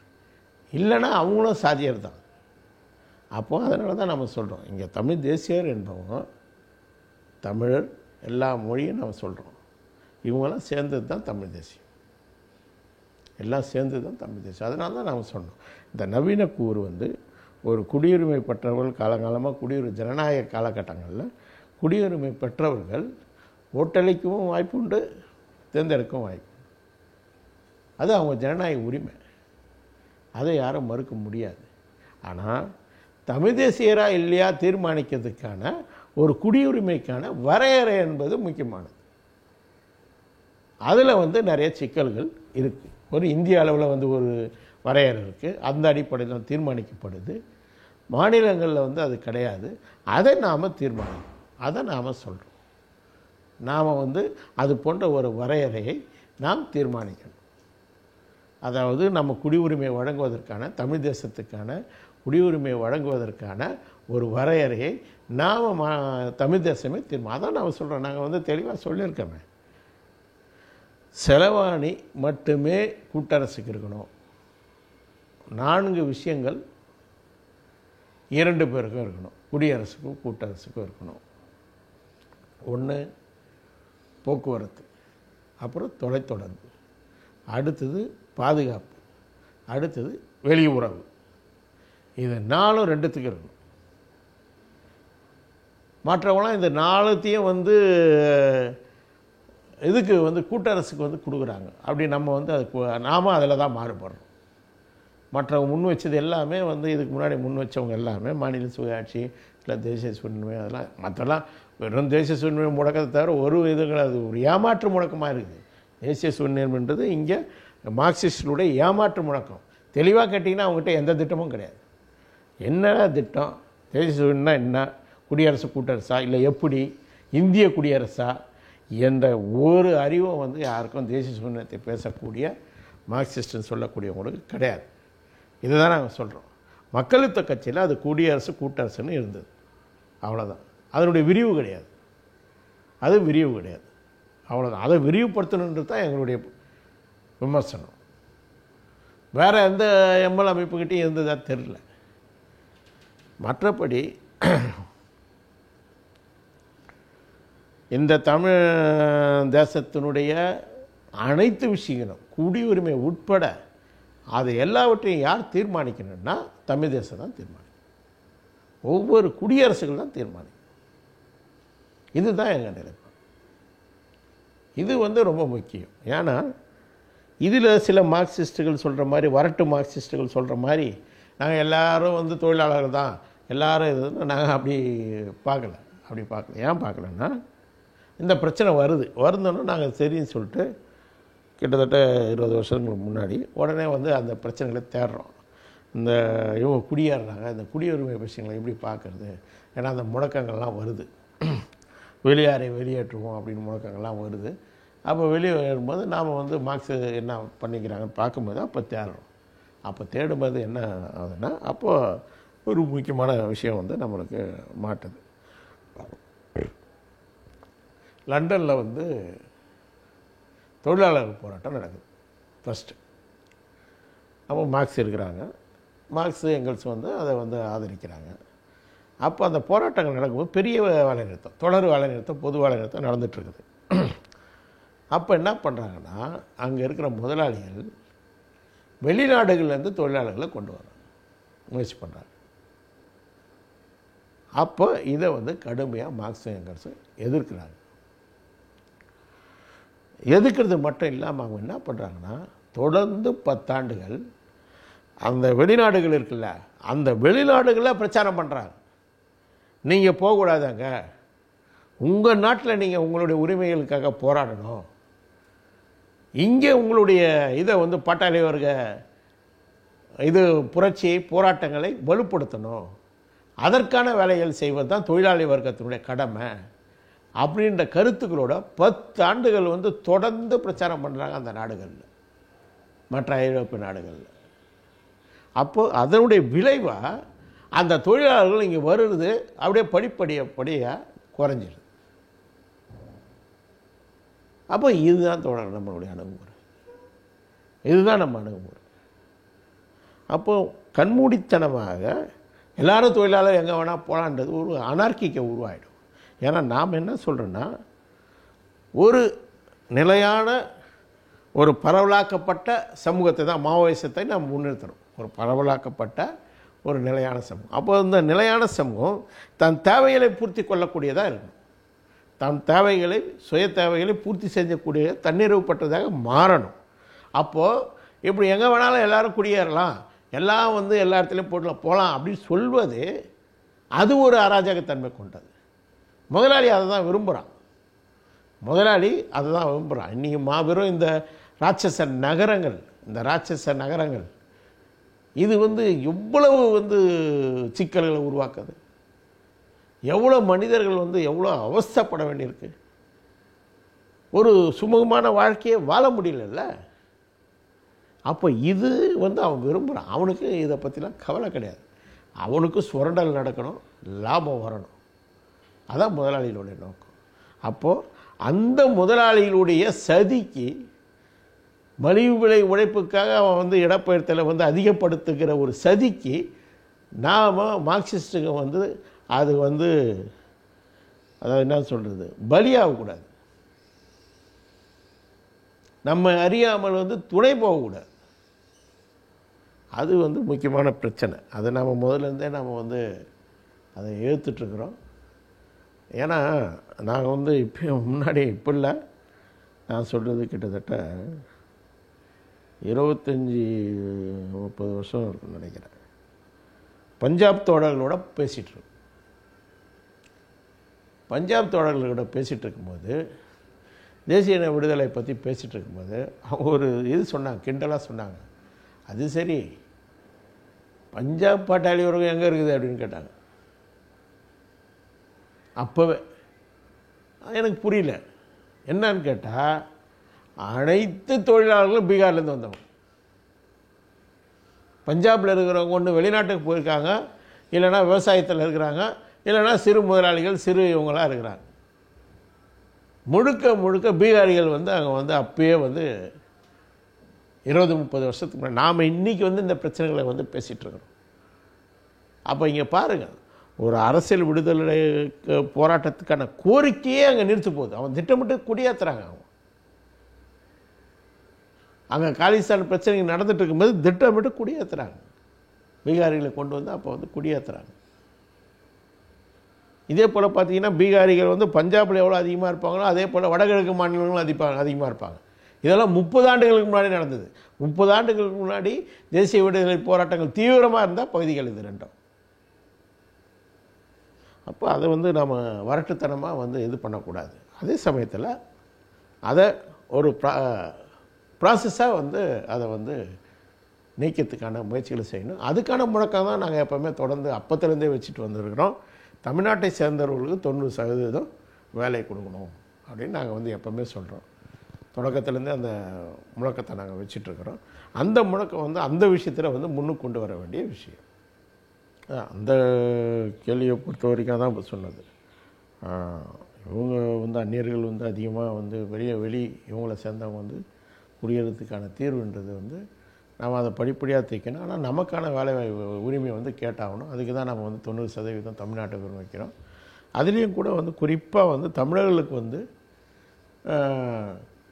அந்த 90% வந்து ஒட்டுமொத்த தமிழ்நாட்டில் அதில் வந்து 75% தமிழர்களுக்கு, 75லேருந்து 80% தமிழர்களுக்கு இருக்குன்னு சொல்கிறோம். ஏன்னா மற்ற மொழி சிறுபான்மையினுடைய எண்ணிக்கைன்றது பழைய எண்ணிக்கை தான் சொல்லிகிட்ருக்குறாங்க. நவீன இதை வந்து இன்னும் எடுக்க மாட்டுறாங்க. அது 12லேருந்து 15% தான் வந்து தொடர்ந்து வந்து இது பண்ணிகிட்ருக்குறாங்க. அப்போ வந்து அந்த பழைய இதுலேருந்தே நம்ம அதை வந்து எடுக்க வேண்டிய தேவை கூட கொஞ்சம் இருக்குது. 90களுக்கு பிறகான இதுலேருந்து நம்ம எடுக்க முடியாது. 90களுக்கு பிறகான வந்து மொழி சிறுபான்மையினர் சதவீதத்தை நம்ம வந்து கணக்கில் போட்டோம்னா அது சிக்கலாகும். அப்போ 90களுக்கு முன்னாடி, ஏன்னா 90களுக்கு பின்னாடி தான் இந்த இவங்களுடைய இது வந்து அதிகமாக இருக்குது. வெளி மாநிலத்திலேருந்து வந்தவங்களுடைய இது வந்து அதிகமாக இருக்குது. அப்போ 90களுக்கு முன்னாடியான ஒரு இதில் இருந்து நாம் தமிழர்களுக்கும் மற்ற மொழி சிறுபான்மையினருக்கான இது பிரித்து தரணும், அந்த வேலைவாய்ப்பு முன்னுரையில் அப்படின்றது நம்முடைய நிலைப்பாடு. அப்போ இது ஒரு விஷயம் வந்து அந்த கேள்விகளாக விமர்சனங்களாக வந்த விஷயங்கள். மற்றபடி தோழர்கள் வந்து சிலர் வந்து சீமானை பற்றி, மார்க்சியம் பேசுகிறவங்களே சீமானை பற்றி வந்து ஒரு இதுவாக வந்து ஒரு கற்பனையில் இருக்கிறதா சில கருத்துக்கள் வந்து வெளிப்படுத்துகிறாங்க. ஆனால் உண்மை என்ன அப்படின்னு சொன்னால், சீமான் வந்து தெளிவாக ஆளும் வர்க்கத்தினுடைய நலனை பிரதிபலிக்கக்கூடிய ஆள் தான். அவர் தெளிவாக ஒரு இனவாதத்தை வைக்கிறார். இது வரைக்கும் தமிழ் தேசிய வரலாற்றிலேயே இனவாதம்னு ஒன்று வந்து முன்னுக்கு வந்திருக்கிறேன். நான் ஏற்கனவே சொல்லியிருக்கிறேன். ஒன்று பெரியாரால் முன்வைக்கப்பட்டு அது வந்து வெகுஜன மக்களத்திலேயும் அந்த முழக்கங்கள் பரவலாச்சு. சுதந்திர தமிழ்நாடு முதல்ல வச்சார். அதுக்கப்புறம் வந்து மற்றவங்க வந்து 70களெல்லாம் வந்து நியமித்தவரை தமிழ்நாடு தமிழருக்கேன்ற இதை வந்து கொண்டு போனாங்க. முழக்கங்கள் வந்து முழுக்க வந்து எங்கே பார்த்தாலும் உங்களுக்கு வந்து சுவரெழுத்துக்கள் நகரங்களில் வந்து இருக்கும். அதெல்லாம் அதுக்கப்புறம் கிடையாது. அதுக்கப்புறம் வந்து வேறு எம்எல்கள் கையில் அது போய் கம்யூனிஸ்டுகளில் போய் சிபிஐயில் முன்வைக்கப்பட்டாலும் அது சிறுபான்மையாக மாநாட்டில் தோற்கடிக்கப்பட்டு பின்னாடி எஸ்என் நாகராஜனால் ஒரு தனியை திட்டம் வச்சு கம்யூனிஸ்ட் கட்சின்னு 69 கட்டப்பட்டது. இருந்தாலும் வந்து அது மிகப்பெரிய வீச்சை பெறலை. அப்புறம் தோழர் தமிழரசன் வந்து அவருடைய நடவடிக்கைகள் மூலமாக அதுக்கு வந்து ஒரு வீச்சை வந்து உருவாக்கினார். ஆனால் இது ரெண்டு உருவாக்கின வீச்சை விட அவரும் வந்து ஒரு தெளிவான சமூக ஆய்வு, அதான் நான் ஏற்கனவே சொன்னேன் இல்லையா, தமிழ் தேசியம் இந்திய விடுதலைன்றதில் மட்டும்தான் ஒரு மார்க்சிய கட்சியில் வந்து மாறுபாடை தவிர மற்றபடி அவங்களுடைய அரசியல் வழி, அதாவது எம்எல் கட்சியினுடைய அரசியல் வழி அந்த திட்டம்தான் அடிப்படையாக அவர்கிட்டே இருந்தது. அதே தான் முதன்மை கெரில்லா வடிவம், முதலை கெரில்லா போராட்டம் என்ற இதை தான் வந்து 70களுடைய இதை தான் அவர் முன் வச்சார். மக்கள் திரள் அமைப்புகளே துணை அமைப்புகளாக தான் அவர் வந்து முன் வச்சார். அவருடைய இதில் இருக்குது.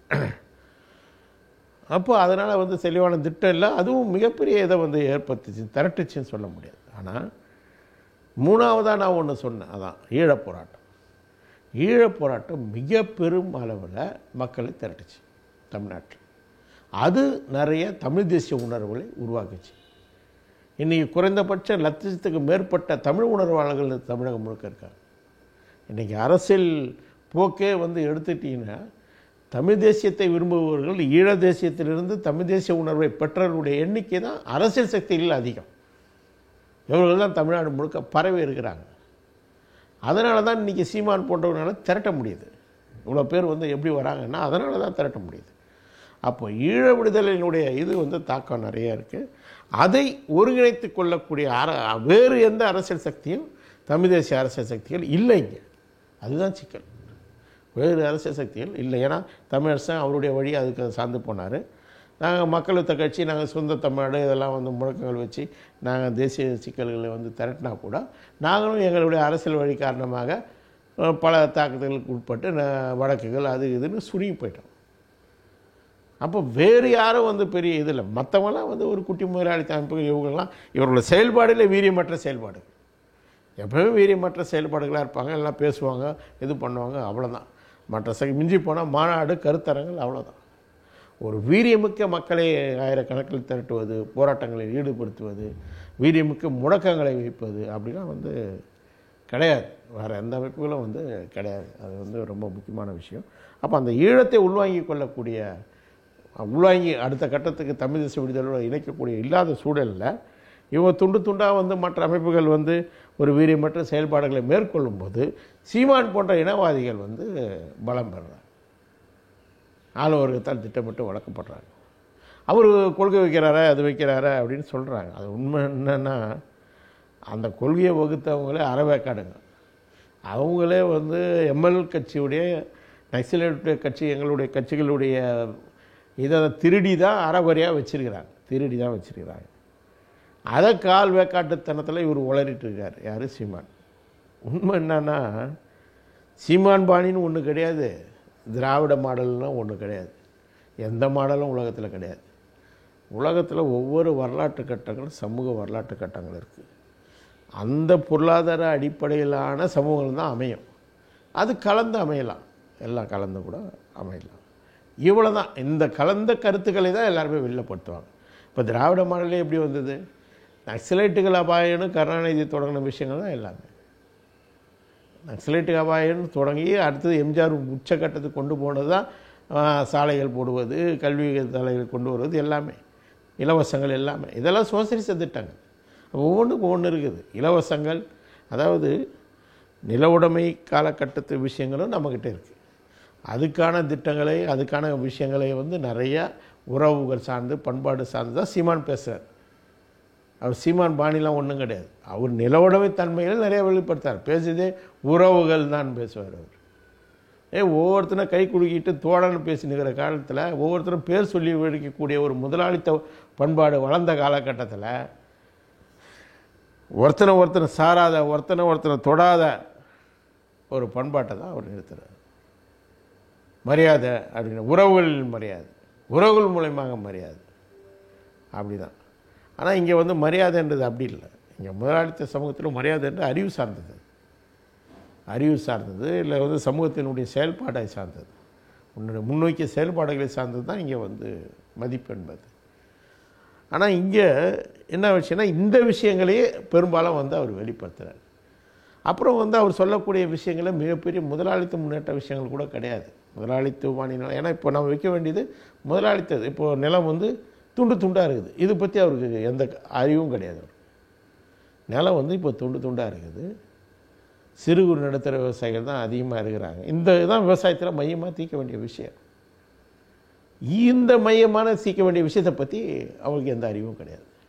இது என்ன அப்படின்னு சொன்னால், நிலக்குவிதல் வேணும். நிலக்குவிதல் இருந்தால் தான் அடுத்த விவசாயம் வந்து பெரும்பாலும் வளர்ச்சி அடையும். அப்போ நிலக்குவிதல் என்னும்போது மன்மோகன் சிங் காலத்திலிருந்து இப்போ போட்ட 3 வேளாண் சட்டங்கள் வரை கார்ப்பரேட் நிறுவனங்கள் வந்து நிலக்குவிதலை நோக்கி, நிலங்கள் வந்து அவங்கக்கிட்ட குவிதலை நோக்கிக்கான திட்டங்களை அவங்க போடுறாங்க. நாம் என்ன மாற்று திட்டம் வைக்கிறோம்? மக்கள் ஜனநாயக குடியரசு கட்சி போன்ற திட்டங்கள் 15 ஆண்டுகளாக வச்சுட்டு வரோம். என்ன வச்சுட்டு வரோம்? கூட்டுப்பண்ணைகளை வைக்கிறோம். கூட்டுப்பண்ணைனா சோசலிச கூட்டுப்பண்ணை கிடையாது. கூட்டுப்பண்ணைகள்னால் விவசாயிகள் முதலாளிகள், விவசாயிகள் பங்குதாரர்களாக மாறுவது. குறைந்தபட்சம் 500லேருந்து 1000 ஏக்கர்கள் வந்து அங்கே கூட்டுப்பண்ணைகளை உருவாக்குவது, அதுக்கொட்ட தொழில்களை உருவாக்குவது, விவசாயம் சார்ந்த தொழில்களை உருவாக்குவது, இதெல்லாம் தான் திட்டங்கள், வேலை திட்டங்கள். தமிழ் தேசத்துக்கான திட்டங்கள் நாங்கள் வச்சுருக்கு. இதெல்லாம் வேறு சுயசார்ந்த ஒவ்வொரு விஷயத்திலும் வச்சுருக்கிறோம். ஒவ்வொன்றத்துக்கும் என்ன செய்யணும் அப்படின்னு சொல்கிறோம். அவங்க வளரி இருக்கிறதுல பல விஷயங்கள் சோசலிச திட்டங்களை வச்சுருக்கிறாங்க. அவங்க சோசலிச திட்டங்கள் தெரியாமலே வச்சுருக்கிறாங்க. நாம் தமிழர் கட்சியில் அதெல்லாம் வந்து அவ்வளோதான். அதெல்லாம் அரசாங்கத்தில் எல்லாம் வேலை செய்யணும் அவங்க அப்படின்னு சொன்னால், விவசாயி வந்து கத்தி எடுத்துன்னு வெட்ட வருவான். அவன் ஏதோ கரும்பு இதனால வந்து ஓட்டு போட்டுக்கிறாங்க கிராமத்தில். ஆனால் இவங்க விவசாயத்துக்கான திட்டம் கேட்டாங்கன்னா வெட்ட வருவாங்க அவங்கள. ஏன்னா அது இந்த காலத்து கட்டண திட்டம் கிடையாது. நாங்கள் மார்க்சிஸ்ட்டு தான். நான் என்ன சோசலிசத்தை வந்து எதிர்க்கிறேன்னு கூட நீங்கள் பார்க்கலாம். இன்றைக்கி விவசாயத்தில் சோசலிசத்துக்கான வேலை கிடையாது. இன்றைக்கு விவசாயத்தில் இருக்க வேண்டிய வேலைகள் என்னன்னு சொன்னால், துண்டு துண்டாக இருக்கிற நிலங்களை அதாவது தனி உடைமையான கூட்டுப்பண்ணைகளை உருவாக்கும். தனி உடைமையானன்னா அவர்களெல்லாம் பங்குதாரர்கள், முதலாளிகளான கூட்டுப்பண்ணைகள். அப்போ கூட்டுறவு, இது சார்ந்த தொழில்களுக்கான கூட்டுறவுகள், இதுதான் இன்றைக்கி வந்து தீர்வு. அதே போல் அங்கே நிலமற்ற விவசாயிகளுக்கு நிலம், கூலி விவசாயிகளுக்கு நிலம். அதே போல் அந்த பண்ணைகள் வேலை செய்கிறவங்க வந்து விவசாய தொழிலாளர்களாக ஏற்றப்படணும். நகரத்தில் தொழிலாளிக்கும் அவனுக்கும் ஒரே சம்பளம் இருக்கணும், ஒரே சம்பளம் தீர்மானிக்கணும். இப்போ நாங்கள் 30,000 ரூபா சொல்கிறோம், மாத சம்பளம் 30,000, ஒரு நாளுக்கு 1000 ரூபா அப்படின்னு நாங்கள் வந்து நிர்ணயிக்கிறோம். 8 மணி நேரத்துக்கு 1000 ரூபா அப்படின்னு நிர்ணயிக்கிறோம். இது எல்லாத்துக்கும் வரணுன்றோம். இதுதான் எங்களுடைய இது. அப்போ அப்படிப்பட்ட தொழில் வளர்ச்சி அங்கே தேவை விவசாயத்தை. இன்றைக்கி கொடுக்க முடியுமா விவசாயினால்? தர முடியாது. 1000 ரூபாயெலாம் தர முடியாது. அதுக்காக ஒரு வேறு மாற்ற தேவை இருக்குது. அப்போ வந்து 100 நாள் இதில் வந்து பாதி கூலி அவன் 500 ரூபா கொடுக்குறாங்க, இவங்க 500 ரூபா கொடுக்குறாங்கன்னா பிரச்சனை வராது. எப்படி தீர்க்குதுன்றது இன்றைக்கி இருக்க சூழ்நிலையை கணக்கில் எடுத்துக்கணும். அப்போ அந்த வளர்ச்சிகள் தேவைன்னு சொல்கிறோம். அப்படி வந்து இவங்கக்கிட்ட எதுவுமே விவசாயம் சார்ந்து ஒரு பேசுறதா சொல்கிறீங்க, நிறைய பேர் சொல்கிறாங்க. அதுக்கு நம்முடைய கருத்து அப்படிலாம் தெளிவாலாம் கிடையாது. அவங்களுக்கு அதை பற்றி என்னன்னே தெரியாது. இது எது சேர்ந்தது, இது நில உடைமை உற்பத்தி முறை சார்ந்ததா, முதலாளித்துவ உற்பத்தி முறை சார்ந்ததா, சோசியலிசம் சார்ந்ததா தெரியாது. அதாவது என்ன டிஃப்ரென்ஸ் என்னென்னா, நில உடைமை வந்து பிற்போக்குத்தனமான நிலம் சார்ந்து பண்ணையார்கள்னால இது சார்ந்தது, அரசர்கள் சார்ந்த விஷயம். முதலாளித்துவத்தில் என்னென்னா எல்லாமே தனி உடைமை, எல்லாமே தனிநபர். அதனால தான் அது தூக்கி வீசி எறியுது வீதியில். எல்லாமே நீயே பார்த்துக்கணும். அதுதான் வந்து மன அழுத்தங்களுக்கு உள்ளாகும். எல்லாமே தனி உடைமை. இதுதான் முதலாளித்தம். இது சார்ந்த நீங்கள் வைக்கக்கூடிய கொள்கைகள் எல்லாம் முதலாளித்த கொள்கை. நாங்கள் வைக்கிற கூட்டுப்பண்ணைன்றது முதலாளித்த கூட்டுப்பண்ணை. ஏன்னா தனிநபர்கள் அவங்க வந்து பங்குதாரர்களாக முதலாளிகளாக இருப்பாங்க, அவங்க ஷேர் ஹோல்டர்ஸாக இருப்பாங்க. இதுதான் முதலாளித்துவ முறைன்னு சொல்கிறோம். சிறு சிறு இவங்களை வச்சு அது வந்து ஒரு கூட்டுறவுகளை ஏற்படுத்தணுன்றோம். அதுவும் பங்குதாரர்களாக இருக்கணும். ஒரு துண்டாக இருக்கக்கூடிய எந்த உற்பத்தி முறையும் வளர்ச்சி பெறாது. அது அடுத்த கட்டம் வளரும்போது அவங்க ஒன்றாகும்போது தான் மூலதன திரட்சி இருக்கும், செயல்பாடு இருக்கும், உழைப்பு இருக்கும், அடுத்த கட்டம் வளர்ச்சி இருக்கும். அப்போ இதுதான் நாம் வந்து முன்வைக்கிறது. இதுதான் முதலாளித்த முறை. சோசியலிசம் என்ன இருக்குது? சோசியலிசம் இருக்குது. என்ன, அரசு ஒன்று வந்துட்டாலே, அரசுடைமை, அரசு துறை, பொதுத்துறை எதுன்னு வந்துட்டாலே அது சோசியலிசம். இலவசங்கள் சொல்கிறதெல்லாம் சோசியலிசம். எல்லாமே அரசு தலையிட்டு செய்யக்கூடிய அனைத்தும் சோசியலிசம். இதுதான் வந்து ரெண்டுத்துக்கு இருக்கிற, இந்த மூணுத்துக்கு இருக்கிற வித்தியாசம். இந்த மூணு கலந்து தான் இன்றைக்கி நம்ம சமூகங்கள் இருக்குது. ஆனால் இது புரியாமல் அவங்கவுங்க ஒரு மாடல்னு பேசினுக்கிறாங்க. இது மூணை தவிர எதுவும் கிடையாது. இவங்க இது மூணை தவிர எதுவும் பேசவே முடியாது. அவங்களுக்கு தெரியாமலே இதெல்லாம் பேசிகிட்ருக்குறாங்க. அப்போ இதுதான் வந்து விஷயம். அப்போ விவசாயத்தில் கூட அவங்க வச்சுக்கிற திட்டன்றது அவங்களுக்கு என்னன்ற அந்த பொருளே புரியாமல் இன்றைக்கி சமூகத்தில் என்ன தேவை, நம்ம விவசாயத்தில் என்ன தேவைன்னு கூட அவங்களுக்கு தெரியாது. மற்றது காப்பி அடிச்சதை பற்றி நான் ஏற்கனவே சொல்லியிருக்கிறேன். கல்வியை பற்றி பேசுகிறாங்க. அதெல்லாம் நாம் வச்சது. நக்சலைட்டுக்கு அந்த காலத்துலேருந்து வச்சு 74லேருந்து வச்சுக்கிறாங்க. தாய்மொழி கல்வி, ஒருமொழி கொள்கை, அப்புறம் ஆரம்ப கல்வி முதல் ஆராய்ச்சி கல்வி வரை இலவச கல்வி. இதெல்லாம் வந்து நாம் வந்து 70களிலேருந்து நக்சலைட்டுகள் வந்து வெளியில் வச்சுருக்கிற முழக்கம். தமிழ்நாட்டை பொறுத்தவரைக்கும் வெளிப்படையாக செயல்பட்ட அமைப்பு முற்போக்குமான சங்கம் 80களின் தொடக்கத்தில் வச்சுது. அதுதான் ஆரம்ப கல்வி முதல் ஆராய்ச்சி கல்வி வரை இலவச கல்வி, தாய்மொழி கல்வி என்பது முற்போக்கு மாணவர் சங்கம் வச்ச முழக்கம். அதை தான் இவன் வச்சுட்டு பேசினுக்கிறார். அவங்க என்ன வந்தது, யார் வந்ததுன்னு கூட வரலாறு தெரியாது அவருக்கு. அவர் பள்ளிக்கூடம் படித்த காலத்தில் ஹாஸ்டல்களில் அது வந்து எழுதப்பட்டிருக்கும். ஒருவேளை நகரங்களில், தமிழ்நாட்டினுடைய நகரங்களில் வந்திருந்தால் அவர் ஹாஸ்டல்களில் பார்த்துருக்கலாம், சுவரெழுத்துக்களில் 80களுடைய தொடக்கத்தில். இதுதான் வந்து இன்றைக்கு இருக்கக்கூடிய வரலாறு. அப்போது இன்றைய தமிழ் தேசியத்தினுடைய இதை நாங்கள் சொன்னபடி எந்த ஒரு சின்ன முழக்கம் வந்தாலும் நம்ம வந்து அதை ஆதரிக்கணும். தமிழ் தேசத்தினுடைய நலன் வந்தாலும் நம்ம ஆதரிக்கணும். இந்த ஆளுவர்க்கங்கள் வைக்கும்போது அவங்களோட சேர்ந்து அதுக்காக போராடணும். ஆனால் அதே சமயத்தில் ஏன்னா மாநில சுயாட்சி ஒட்டி தான் அந்த விவாதங்களே வந்தது. அப்போது ஆனால் நம்மளுடைய இலக்கு என்பது தமிழ் தேச குடியரசு கூட்டரசு. இதுதான் நம்மளுடைய இலக்கு. தமிழ் தேச குடியரசுன்னு சொல்கிறோம். நாம் வந்து இந்த தெற்காசிய பகுதியை வந்து திராவிடம் அப்படின்னு நம்ம சொல்கிறோம். திராவிடம்னா அதை சொல்லு தான் சொல்கிறாங்க. முன்னாடி வந்ததை வந்து அந்த காலத்தில் வந்த இவங்கள மக்களை வந்து அது வந்து தமிழம் அப்படின்றதுலேருந்து திரிந்த சொல் அப்படின்னு சொல்கிறாங்க. அப்போ இருக்கிற மொழி வந்து தமிழம் அப்படின்றது தான். ஏன்னா கோண்டுகளே தமிழம் தான் சொல்கிறாங்க. கோண்டுக்கு வந்து நம்மளை வந்து இந்த பக்கம் பேசக்கூடிய மொழி பேசக்கூடியவங்களே தமிழம்னு சொல்கிறாங்க. அவங்க அப்போவே ஏன்னா ஆயிரக்கணக்கான வருஷங்களுக்கு முன்னாடி வாழ்ந்துட்டு வரவங்க தொடர்ந்து அது தொடர்ச்சி அவங்களுக்குள்ளே வரக்கூடிய அந்த சொல்லு தான் அந்த தமிழம் என்ற சொல். இந்த பக்கம் இருக்கிறவங்களெல்லாம் தமிழம்னு சொல்கிற சொல்லு வந்து அவங்கக்கிட்ட இருக்கிறது தான். அப்போ நமக்கு முன்னாடி இருந்த அந்த பழைய மொழி அது வந்து சிந்துவெளி நாகரிகம் கூட இருக்கலாம். அதை சார்ந்த மொழி என்பது தமிழமாக தான் இருந்திருக்குது. சிலர் தமிழி அப்படின்னு சொல்கிறாங்க. அந்த தமிழம்ன்றதை தான் தேவநாய பாவனார் தமிழம் தான் திரிஞ்சு திராவிடமாக மாறி இருக்கும் அப்படின்னு சொல்கிறார். அப்போ அதனால் நாம் என்ன சொல்கிறோன்னா ஒட்டுமொத்த தெற்காசிய இதை வந்து நாம் திராவிடம் அப்படின்னு சொல்கிறதுனால நம்முடைய இலக்கு வந்து ஒரு பலமான கூட்டரசு அமைக்கணும். அதாவது பலமான கூட்டரசு அமைக்கணும். நாம் வந்து தமிழ் தேசிய குடியரசை அமைக்கணும். எல்லா குடியரசுகளும் சுதந்திர குடியரசுகளை இணைக்கிறதில்லை. இதுதான் வைக்கணும். நிறைய பேர் வந்து உடனே இந்த வாதமும் வருது. நம்ம வந்து இன்னும் கூட சிலர் வந்து முட்டாள்தனமாக வச்சுட்ருக்கிறாங்க. தமிழ் தேசிய விடுதலை 1-2 பேர் தான் வச்சுன்னுக்கிறாங்க. அதுவும் அந்த பழைய ஆளுங்க தான். அவங்க உலக சூழலே முதல்ல விளக்குனா தான் உலக சூழலையே புரியாமல் ஒரு யுத்தம்னா என்ன, விடுதலைனா என்ன, எப்படி சாதிக்க முடியும் என்ற ஒரு அடிப்படை அறிவே இல்லாமல் பெரும் விருப்பங்கள்லேருந்து பேசக்கூடியது. இப்பவும் தெளிவாக சொல்கிறேன். எங்கள் திட்டத்திலே வச்சுக்கிறோம். உலக சூழல் சாதகமாக இருந்தால், அதாவது முதல் உலகப் போர் 2ஆம் உலகப் போர் சாதகமாக இருந்தால் தனி விடுதலை சாத்தியம். இல்லை என்றால் நாம் மற்றவரோடு இணைந்து போராடி நம்ம பொது எதிரியை வீழ்த்துவது. இதுதான் வந்து நம்மளுடைய இலக்கு. அது மட்டும் இல்லை, உலக சூழல் சாதகமாக வந்து தனி விடுதலை வந்தால் கூட நாம் பலமான கூட்டரசை அமைத்து கொள்வதன் மூலம் மட்டுமே நம்முடைய குடியரசுகளை கூட காப்பாற்றி கொள்ள முடியும். இந்த ஏகாதிபத்தியிலிருந்து தனி குடியரசாக நீடிக்கலாம் முடியவே முடியாது. இன்றைக்கி கியூபானுடைய இதை பாருங்கள். அதனுடைய சிக்கல்கள் எவ்வளோ சிக்கல். இத்தனைக்கும் அது வந்து ஒரு சோசியலிச நாடு கூட கிடையாது. அரசு முதலாளித்துவ நாடு. அரசு முதலாளித்துவ நாடு. அது எவ்வளோ சிக்கல்களை எதிர்கொள்ள வேண்டிய சூழல் இருக்குது. கவனியாது. அப்போது நம்ம பலமான ஒரு கூட்டரசு. அதனால தான் நாங்கள் தெற்காசிய ஏன்னா தெற்காசிய கூட்டரசுன்றது வரலாற்று ரீதியாகவே இதுக்கு ஒரு இணைப்பு இருக்குது. இந்த மக்கள் வந்து புலம்பெயர்ந்து போகிறது, வந்தது, குடியேறது, மாறுறது, மொழிகள் கலந்தது, மொழிகள் உருவானது, இப்படி பல விஷயங்கள் வந்து இங்கே வந்து ஒரு இதுக்கு இருக்குது. இது ஒரு துணைக்கண்டமாகவே இருக்குது.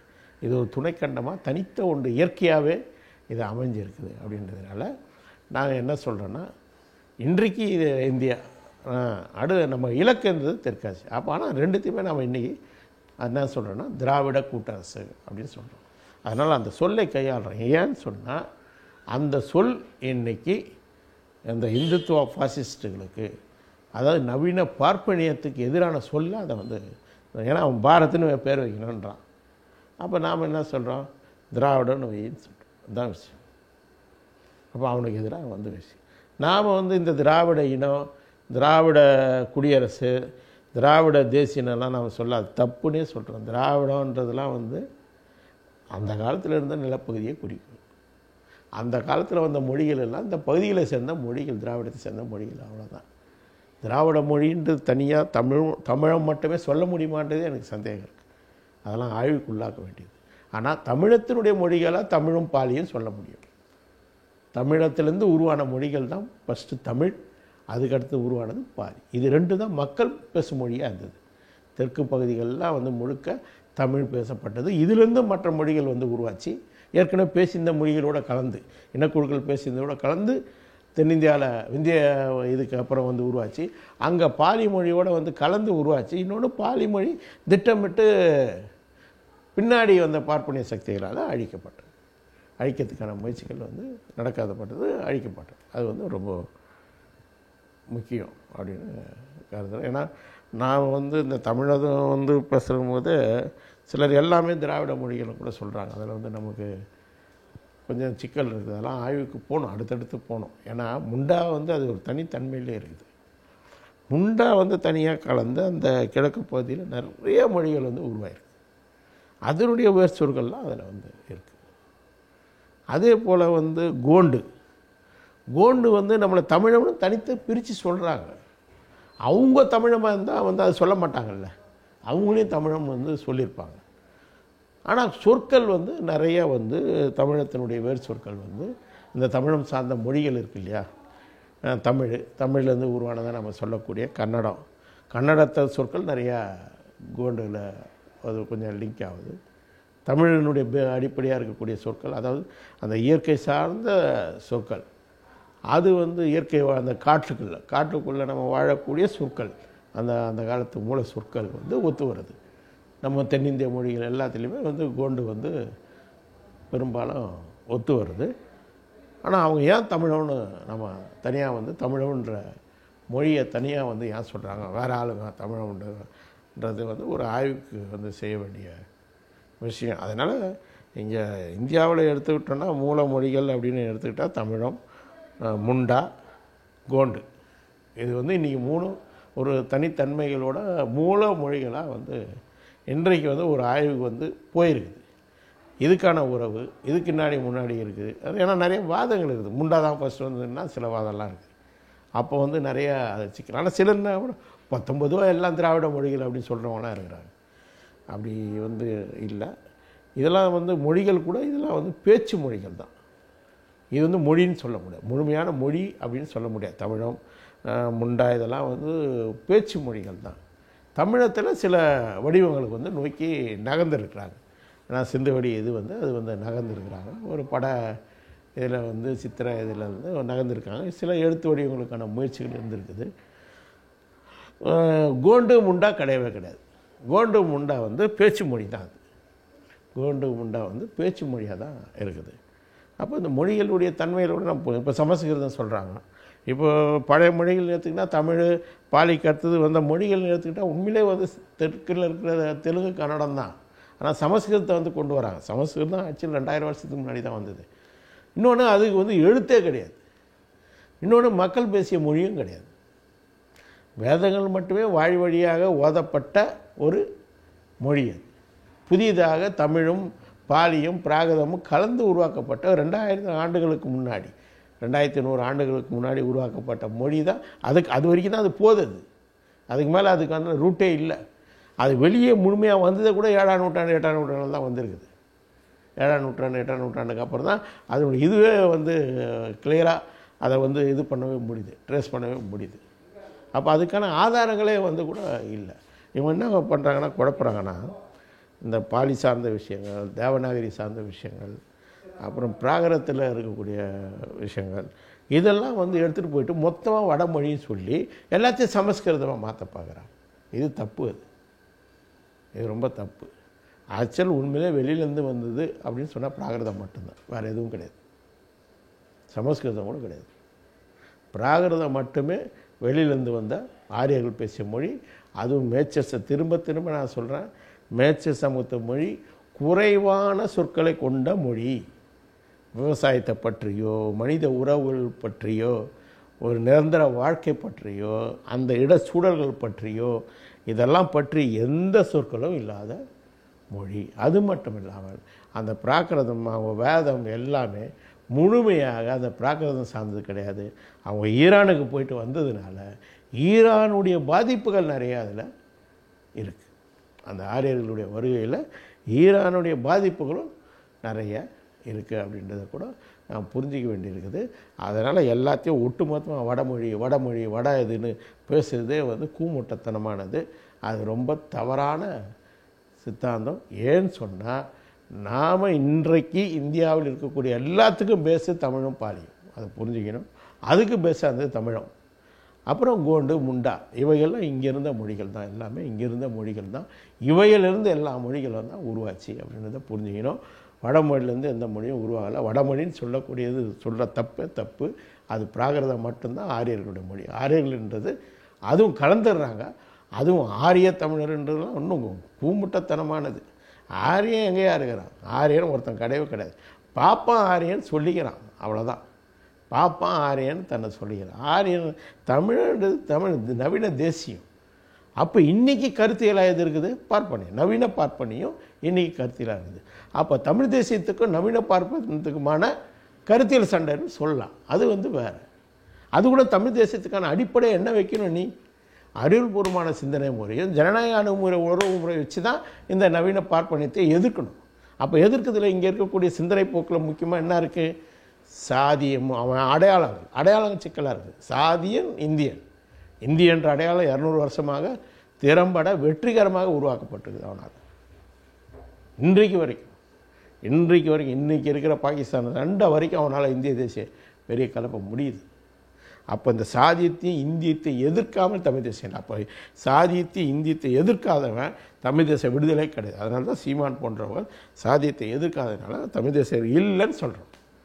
தமிழ் தேசியரே கிடையாது. இது ரெண்டுத்தையும் எந்த சமரசம் இல்லாமல் எதிர்க்கணும். அதுதான் தமிழ் தேசிய விடுதலை சாதிக்கும். அப்போ இந்த 2 அடையாளங்கள் ரொம்ப எதிர்க்கப்பட வேண்டியது. நவீன பார்ப்பனியம் என்பது அதனுடைய கருத்தியலாக இந்தியா இதுதான் இந்த கருத்தியல்களை வைக்குது. அதனால தான் நம்ம இந்த விஷயங்களை எதிர்க்கிறோம். ஏன்னா பார்ப்பனியன்றது ஆளுவர்க கருத்தியலாக தொடர்ந்து இருந்துட்டு இருக்குது. பண்டைய காலத்தில் பண்டைய பார்ப்பனியம் அது வர்ணம் என்ற அடிப்படையில் இருந்தது. இடைக்கால பார்ப்பனியம் என்பது சாதியத்தை அடிப்படையாக கொண்டு இருந்தது. சாதியம், பெண்ணடிமை, மூடத்தனம். அதுக்கு முன்னாடியும் வர்ணம், பெண்ணடிமைத்தனம், மூட நம்பிக்கைகள். இப்போது இந்த ரெண்டுத்தையும் இந்துத்துவ என்ற ஒன்று அடையாளப்படுத்துகிறாங்க. இந்து என்ற அடையாளத்தில் நவீன கூறா அவனும் நவீன கூறு வைக்கிறான். இவங்க பேசிகிட்டு இருக்கிறானுங்க. அவன் நவீன கூறா எதை வைக்கிறான்? இந்தி அப்படின்னு வைக்கிறான். இந்தியான்றது ஒரு தேசமாக கட்டமைக்க பார்க்குறான். இந்தியா என்பது ஒரு தேசமாக கட்டமைக்கிறதுக்கான இதுவை பார்க்குறான். ஒரே சந்தையாக மாற்றம். அதான் அவனுடைய முழக்கமே. அந்த ஒரே நாடுன்னா அதனுடைய பொருள் ஒரே சந்தை. இந்தியான்ற ஒரே சந்தை, முதலாளிகளுக்கான ஒரே சந்தை அப்படின்றது தான் நவீன பார்ப்பனியத்துடைய முழக்கம்.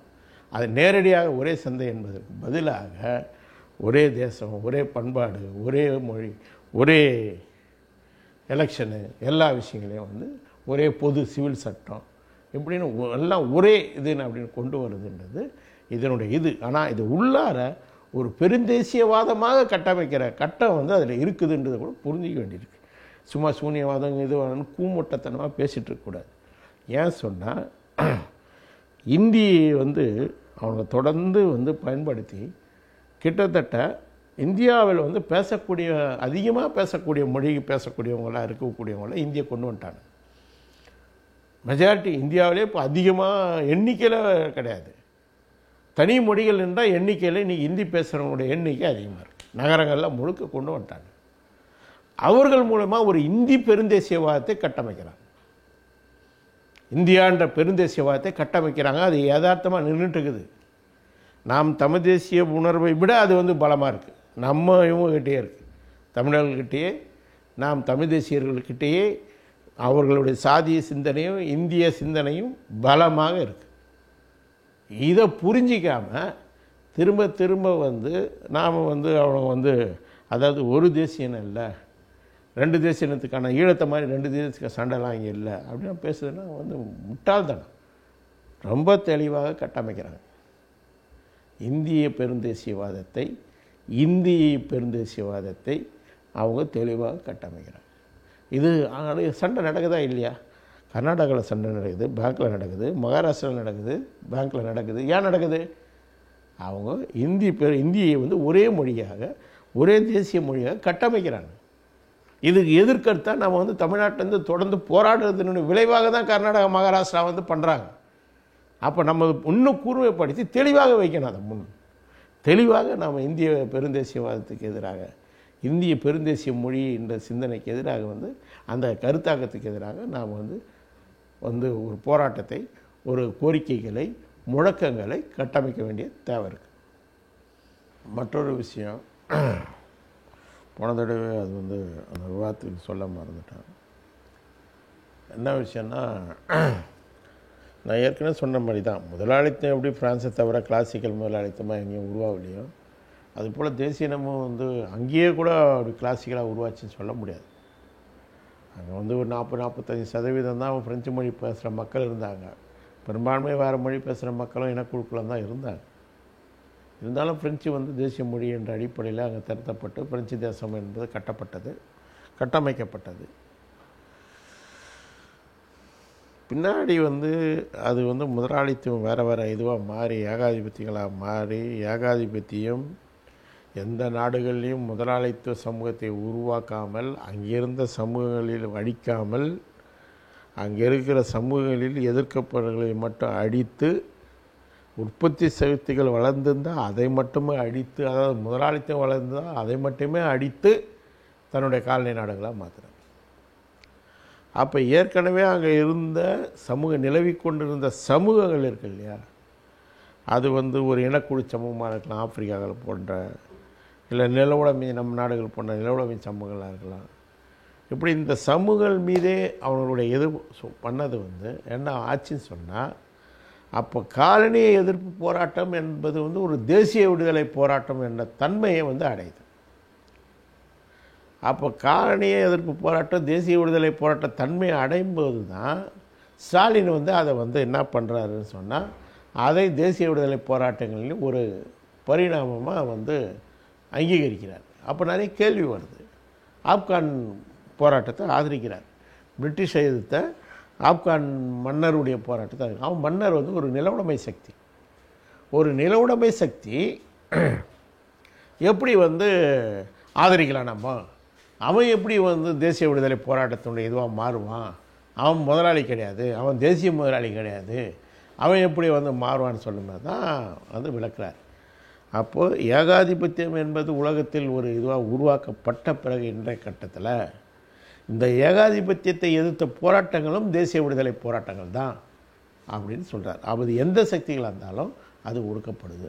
அப்போ நம்ம புரிஞ்சிக்க வேண்டியது என்னென்னா, அது நிலவுடைமை தன்மையிலிருந்தும் தேசிய விடுதலை போராட்டங்கள் நடக்கும், அப்புறம் இனக்குழு தன்மையிலிருந்தும் தேசிய போராட்டங்கள் நடக்கும்.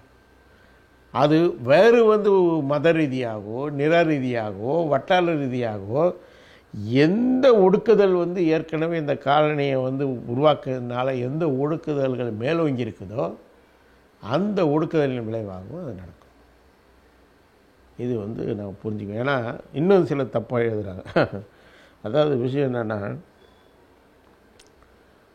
அதாவது இந்திய பாகிஸ்தான் பிரிவினை வருது, அந்த முழக்கங்கள் இருக்குது. அப்போ அதுக்கான அதை தீர்க்கிறதுக்கான ஒரு திட்டம் ராஜாஜியால் முன்வைக்கப்படுது. அப்போ இந்தியா பாகிஸ்தான் என்றது மத ரீதியாக பிரிக்கப்படுது அப்படின்றது எல்லாருக்கும் அறிவிக்கப்படுது, இது பண்ணுது. ஆனால் ராஜாஜியுடைய திட்டம் என்னவாக இருக்குன்னா, அன்று மிகப்பெரிய அளவில் பிரிட்டிஷை எதிர்த்து போராடி கொண்டிருந்த விடுதலை போராட்டத்தில், ஏகாதிபத்திய எதிர்ப்பு விடுதலை போராட்டத்தில் முக்கிய பங்கு வகித்த வளர்ந்து கொண்டிருந்த இரண்டு மிகப்பெரிய தேசங்களான இந்திய துணைக்கண்டத்தில் இருந்த தேசங்களான பஞ்சாப், வங்காளம், இது ரெண்டை திட்டமிட்டு ராஜாஜி பிரிக்கிறார். திட்டமிட்டு ராஜாஜி உடைக்கிறார். இரண்டு பெரிய தேசங்களை வந்து உடைத்து, தேசிய இனங்களை உடைத்து, பஞ்சாபை, மேற்கு பஞ்சாபை வந்து மேற்கு பாகிஸ்தான், இன்றைக்கி வந்து விவசாய போராட்டங்கள் அந்த பஞ்சாபில் தான் நடந்துகிட்ருக்குது, பாகிஸ்தானில். அந்த மேற்கு பஞ்சாபாகவும் இங்கே இருக்கக்கூடிய வங்காளத்தை பிரித்து கிழக்கு பகுதியை வந்து கிழக்கு வங்காளத்தை வந்து பாகிஸ்தானாகவும் அதுதான் பின்னாடி வங்காள தேசமாக இன்றைக்கி வந்து பின்னாடி இந்திரா காந்தினால் இது பண்ணப்பட்டது. அவர் வச்சு தான் இது. இதை பற்றி நான் குறிப்பிட்டு பேசிக்கொண்டு இருக்கும்போது ஒரு தோழர் எழுதுகிறாரு. என்ன எழுதுகிறாருன்னா, ஆளுநருங்க திட்டமிட்டு தேசிய இனங்களை பிரிக்கும், உடைக்கும் அப்படின்னு சொல்லிவிட்டு அவர் நான் இந்த சொன்ன கருத்தை ஏற்றுக்கிட்டு அதை வந்து எழுதுகிறாரு. கூடவே அப்படித்தான் வந்து தெலுங்கு தேசிய இனத்தையும் ஆந்திராவையும் தெலுங்கானா ஆந்திரான்னு பிரிச்சிச்சு அப்படின்னு சொல்கிறாரு. உண்மையிலே அது வேறு இது வேறு. பஞ்சாப் தேசிய இனமும் வங்காள தேசிய இனமும் ஆளுவர்களுடைய நலனுக்காக மத அடிப்படையில் பிரிக்கப்படுவதாக சொல்லி பிரிக்கப்பட்டது. அது மக்களுடைய கோரிக்கை கிடையாது. மக்களுடைய கோரிக்கை மத அடிப்படையிலான நாடு வேணுன்றது வந்து கோரிக்கை இருந்தது முஸ்லீம் பக்கத்தில். ஆனால் இந்த பகுதிகளை இப்படி பிரிக்க வேண்டிய கோரிக்கை அவங்களுக்கு கிடையாது. அது செயற்கையாக தான் உருவாக்கப்பட்டது. ஆனால் ஆந்திரா என்பது வேறு, ஆந்திரா தெலுங்கானா என்பது வேறு. அது வரலாற்று ரீதியாகவே இணைந்து இல்லாத ஒரு பகுதிகள். மொழி பேசுறதுனாலே வந்து இது பண்ணிட முடியாது. மொழி பேசுறதுனால வலுக்கட்டாயமாக கிட்டத்தட்ட அது இணைக்கப்பட்டதிலிருந்தே தெலுங்கானா போராட்டம் இருந்தது. இணைக்கப்பட்டதிலிருந்தே தனி தெலுங்கானா போராட்டம் இருந்தது. ஆந்திர மாநிலம் உருவாக்கப்பட்ட கொஞ்சம் சில ஆண்டுகள்லேருந்து நம்ம இப்போ இந்த சென்னாரெட்டியெல்லாம் வந்து இங்கே அசிங்கப்பட்டு போனார்ல கவர்னராக இருந்து, அவர் மிகப்பெரிய தெலுங்கானா போராட்ட வீரர், தனி தெலுங்கானாக்காக போராடி வருவார். அப்போது 60கள் அப்போ தொடர்ந்து இருந்துட்டு வந்தது. அப்போ இது மக்களுடைய போராட்டம், மக்களுடைய கோரிக்கை. இது மக்களுடைய கோரிக்கையிலிருந்து, மக்களுடைய போராட்டங்களிலிருந்து, வட்டார வேறுபாடுகளினுடைய இருந்தோம், அவங்களுடைய பண்பாட்டு தன்மைகளில் வேறுபாடுகளில் இருந்தோம் தெலுங்கானா வந்து தனி மாநிலமாக பிரிந்தது. அப்போ ஏன் சொல்கிறேன்னா, இந்த மொழியை வந்து தேசிய இனங்களுக்கான அடிப்படை முதன்மை கூறாக வைப்பது என்பது மிக மிக தவறு. 4 கூறுகளில் அது ஒன்று. அடிப்படையானது பொருளாதார அடிப்படையும் பண்பாட்டு அடிப்படையும் மிக முக்கிய பங்கை ஆற்றும். பண்பாட்டு அடிப்படைகளும் முக்கிய பண்பாட்டை ஒத்த மன இயல்புகளை வந்து நோக்கி நகரவில்லை என்றால் ஒன்றாக ஒரு மொழி பேசினாலும் இருக்க முடியாது. ஒரு மொழி அடிப்படை பார்க்கறது முட்டாள்தானே. அப்படி பார்த்தா வந்து பிரிட்டிஷு, அமெரிக்கா, கனடாலாம் ஒன்றா இருக்கலாமா? இங்கிலீஷ் தானே பேசுகிறாங்க, எல்லாம் ஒரே மொழி தானே. ஒரு மொழி தேசியம் சொல்லிடலாமா? கிடையாது. அமெரிக்காவே ஃபஸ்ட்டு ஒரு மொழி தேசியம் கிடையாது. பல மொழி பேசுகிறவங்களை 200 ஆண்டுகளாக, அதாவது ஒரு முதலாளி எப்படி தேசத்தை உருவாக்குறான்றதை புரிஞ்சுக்கணும். எப்படி உருவாக்குறான்ப்பா, இப்படி தான் இந்தியாவை உருவாக்கணும்னு அவன் சொல்கிறோம், அந்த அபாயத்தை சொல்கிறோம். இந்திய பெருந்தேசியவாதமாக இது உருவாகும். மற்றவங்களாம் அழிப்பாங்க. அமெரிக்காவில் எப்படி அழித்து இப்போ அமெரிக்க தேசியன்ற பேசுகிற அளவுக்கு வராங்க. ஆனால் நீங்கள் இவங்கள தவிர, பிளாக்கை தவிர, அவர் அமெரிக்க ஆப்பிரிக்கன் அவங்க தனி ஒரு அடையாளத்தை உருவாக்குறாங்க. அங்கேயே மற்றவங்களாம் கரைஞ்சி போயிட்டாங்க. இப்போ அது அந்த மொழி பேசுறதுக்காக உருவாகிட முடியாது. இப்போ உதாரணத்துக்கு ஸ்பானிஷ் தான் லத்தீன் அமெரிக்காவில் நிறைய பேசுகிறாங்க. அதெல்லாம் ஸ்பெயின் தேசத்தோடு இணைச்சிடலாமா? அது நம்ம தெளிவாக புரிந்து கொள்ள வேண்டியது, மொழி ஒரு காரணி, அது இணைக்கிறதுக்கான இது காரணி. அந்த மொழியே தீர்மானகரமானதானது கிடையாது. அங்கே ஒரு தேசம் அமைவதும் அந்த தேசத்துக்கான பொருளாதாரம், பண்பாடு, நிலம், மொழி, இந்த 4 கூறுகளும் இருக்கும். அதான் இந்த 4 கூறுகள் இருக்கும். இந்த 4 கூறுகளில் எது ஒன்றும் ஒத்து வரலைன்னா கூட பிரிஞ்சிடுவாங்க. அது வட்டாரமாகவோ எதுவாகவோ பிரியப்படும். அப்போது பிரச்சனை என்னென்னா, இந்த ஏகாதிபத்திய காலகட்டத்தில் இந்த ஏகாதிபத்திய பொருளாதார கட்டமைப்பு காலனிய நாடுகள் உருவாக்கத்தினுடைய விளைவாக பல்வேறு வகைகளில் ஒடுக்குமுறைகள் நிலவும். அப்போது அங்கே இருக்கக்கூடிய மக்கள் தங்கள் மீது என்ன ஒடுக்குமுறை நிலவுதோ அதன் அடிப்படையில் தங்களை எதிர்த்து அதுக்கு தேசமாக கட்டமைக்கிறாங்க. இதுதான் முக்கியம். இந்தியாவில் எடுத்துங்க, இந்தியாவில் வீரியமாக நடக்கக்கூடிய தேச விடுதலை போராட்டம் எது சொல்லுங்கள்? பஞ்சாபு காலிஸ்தான்ன்ற மாதிரி சீக்கியர்களுக்கானதாக மாறிடுச்சு. வடகிழக்கு மாநிலங்கள்லாம் இனக்குழுக்கள், அவங்களாம் பழங்குடிகள். வடகிழக்கு மாகாணங்களுடைய போராட்டம் தேச விடுதலை போராட்டம். அவங்க பின்னாடி ஒன்றா மாதிரி ஒரு பொதுமொழி அதெல்லாம் ப்ராசஸ் ஆகும். ஆனால் அவங்க ஒரு நிலம் சார்ந்து ஒரு விடுதலையை தேசத்தை அமைப்பாங்க. ஒரு தேசத்தை அமைப்பது ஃபஸ்ட் முக்கியமானது. தேச விடுதலை போராட்டம் இப்போ காஷ்மீரை எடுத்துக்கிட்டிங்கன்னா மதம் முக்கிய கூறாக இருக்குதாங்க. அப்போ இதனால் என்ன ஆகுதுன்னு சொன்னால், நம்ம எந்திரகதியாக தேசம், தேசிய இன விடுதலை அப்படின்னு பார்க்குறது அப்படின்றது முட்டாள்தனமானது. தேசங்கள் அமைவது என்பது, தேசிய இனத்தின் அடிப்படையில் அமைவது என்பது தொடங்கப்பட்டது. ஆனால் அது வெறும் தேசிய இனங்களுடைய அடிப்படையில் மட்டுமே அமையலை. நான் தான் சொன்னேன், ஃப்ரான்ஸிலே 40-45% மற்ற தேசிய இனங்களும் இருந்தாங்க. தேசம் அமைஞ்சது. அப்புறம் தான் பல்தேச அரசுகள் அமைஞ்சது. தேசிய இனங்கள் அரசுகளில் வந்து தேசிய இன அரசுகள் தான் அதுக்கப்புறம் அமைஞ்சது எல்லாம். தனி தேசிய இனங்கள் அரசுன்றது ரொம்ப ரேரு. அது ஏகாதிபத்தியங்கள் சார்போட அமெரிக்க ரஷ்யா பனிப்போர் காலகட்டத்தில் தான் தனி தேசிய இனங்களுக்கான நாடுகள் சிலது அமைஞ்சன. அப்போது ஒரு தேசங்கள் என்பது தேசிய இன அடிப்படையில், அதாவது ஒரு மொழி பேசக்கூடிய மக்களுக்கான இதுவாகவும் அது அமையலாம். அப்புறம் அவங்க மத ஒடுக்குமுறைக்காக ஒரு தேசங்கள் அமையலாம், நிறத்திற்காக தேசங்கள் அமையலாம், இனக்குழுக்கள் சார்ந்த பழங்குடிகள் வந்து தேசங்கள் அமையலாம். இந்தியாவில் அப்படி தானே இருக்குது. இந்தியாவில் மொழிவழி தேசங்கள் ஒரு பக்கம் இருக்குது, பழங்குடி தேசங்கள் ஒரு பக்கம் இருக்குது. அதுதானே உண்மை. இந்த யதார்த்தத்தை புரிஞ்சுக்கணும். அப்போ இங்கேயே வந்து ஒரு தேச அமைதலை நோக்கி நகரும்போது ஒரு ஒன்றுபட்ட இது வந்து முடியலன்னு சொல்லும்போது தான் தெலுங்கானா போராட்டம் நடக்குது. அது கட்டாயம் நடக்கும். அது போல் தனி தேசங்கள் கட்டாயம் அமையும். அப்போ இந்த ஒரு ஜனநாயக பண்பை நம்ம புரிஞ்சுக்கணும். அதாவது தீர்க்கத்துக்கு முயற்சி பண்ணணும். தீர்க்கத்துக்கு முயற்சி பண்ணால் நம்பகமாக இருப்போம். கனடாவில் நடந்துட்டு தானே இருக்குது இந்த பகுதிகளில். தொடர்ந்து அவங்க வந்து வாக்கெடுப்பு நடத்தணுன்றாங்க. வாக்கெடுப்பு நடத்த போகும்போது இவங்க போய் அவங்கள கன்வின்ஸ் பண்ணுறாங்க. இவங்க ஆங்கிலம் பேச ஃப்ரெஞ்சு ரெண்டுத்துக்குமான பிரச்சனை தான் அது. இவங்க போய் கன்வின்ஸ் பண்ணுறாங்க. கன்வின்ஸ் பண்ணும்போது அவங்க ஒவ்வொரு வாட்டியும் மாறி பிரிதலுக்கு எதிராக வாக்களிக்கிறாங்க. பிரிய மாட்டோம் அப்படின்னு வாக்களிக்கிறாங்க. அப்போது உங்களுக்கு ஜனநாயக பண்பை நீங்கள் இது பண்ணும்போது அது இல்லாமல் இருக்கும். இல்லைன்னு சொன்னால் அது கட்டாயம் வந்து அது தனி தேசத்துக்கான போராட்டமாக மாறும். அப்போது ஒரு தேசம் மக்கள் வந்து போராடுறாங்களா இல்லையான்றதுல தான் பார்க்கணும். மக்கள் கோரிக்கையாக மாறிவிட்ட பிறகு மார்க்சிஸ்டுகள் அணுகுவது வேறையாக இருக்கணும். அது முதலாளிகளுடைய கோரிக்கையாக இருக்கும்போது மட்டுமே நாம் அணுகுவது வேறையாக இருக்கணும். அதுவும் முதலாளிகள்னால் அவங்க ஒடுக்கப்பட்ட முதலாளிகளுடைய குரலா இல்லை ஒடுக்கிறவர்கள் குரலா அப்படின்னு தான் பார்க்கணும். அந்த அடிப்படையில் தான் இந்திய தேசியத்தை நம்ம எதிர்க்கிறோம். இது ஒடுக்குவதற்கான இந்திய தேசியம் என்பது ஒடுக்குவதற்கான முதலாளிகளுடைய முன்வைப்பு தேசியம் அது. அதனால தான் இந்திய தேசத்தை நாம் கடுமையாக எதிர்க்கிறோம். அது மட்டும் இல்லாமல் ஏற்கனவே முதல்ல பேசினா இன்னும் தெளிவாக இந்த விஷயத்தை கட்டாயம் பேசி ஆகணும். என்ன சிக்கல்னா, இந்த தேசிய விடுதலை போராட்டம் புதிய ஜனநாயக புரட்சியும் போட்டு குழப்பிக்கிறாங்க பாருங்க. ஐயோ ஐயோ ஐயோ. அதனால தான் எல்டிடி வந்து வச்சது வந்து நிறைய பேர் எதிர்த்தாங்க.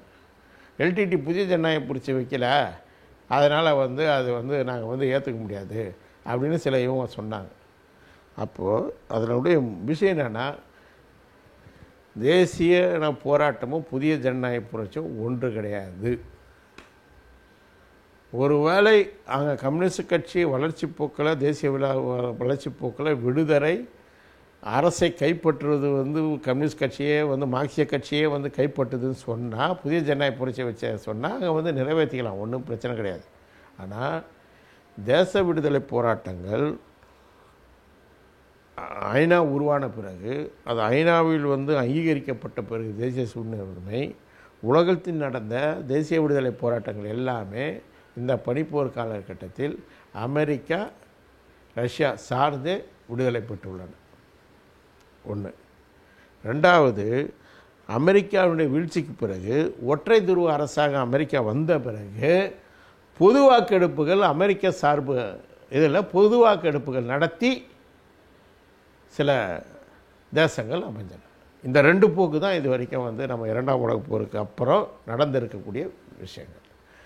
இதில் என்ன விஷயம் சொன்னால், தேசிய விடுதலை போராட்டத்தை நாம் வளர்ந்து கொண்டிருக்கிறோம், நாம் சாதிக்கணும்னு சொன்னால் ஆளுவர்க்க முரண்பாடுகளை சார்ந்து நாம் எந்த ஏகாதிபத்தியத்தை சார்ந்தும் கூட நாம் நம் விடுதலை சாதிக்கலாம். நாம் அவர்களிடம் சரணாகதி அடைகிறோமா விலை போகிறோமா என்றது தான் அங்கே பேச்சு. அதுக்கு பயந்துன்னு ஐயோ ஐயோ ஐயோன்றவங்க உட்காந்து பேசுகிறவங்க தான், செயல்படுறவங்க கிடையாது. எதுவும் செயலில் தான் உறுதிப்பாட்டை வெளிப்படுத்தணும்.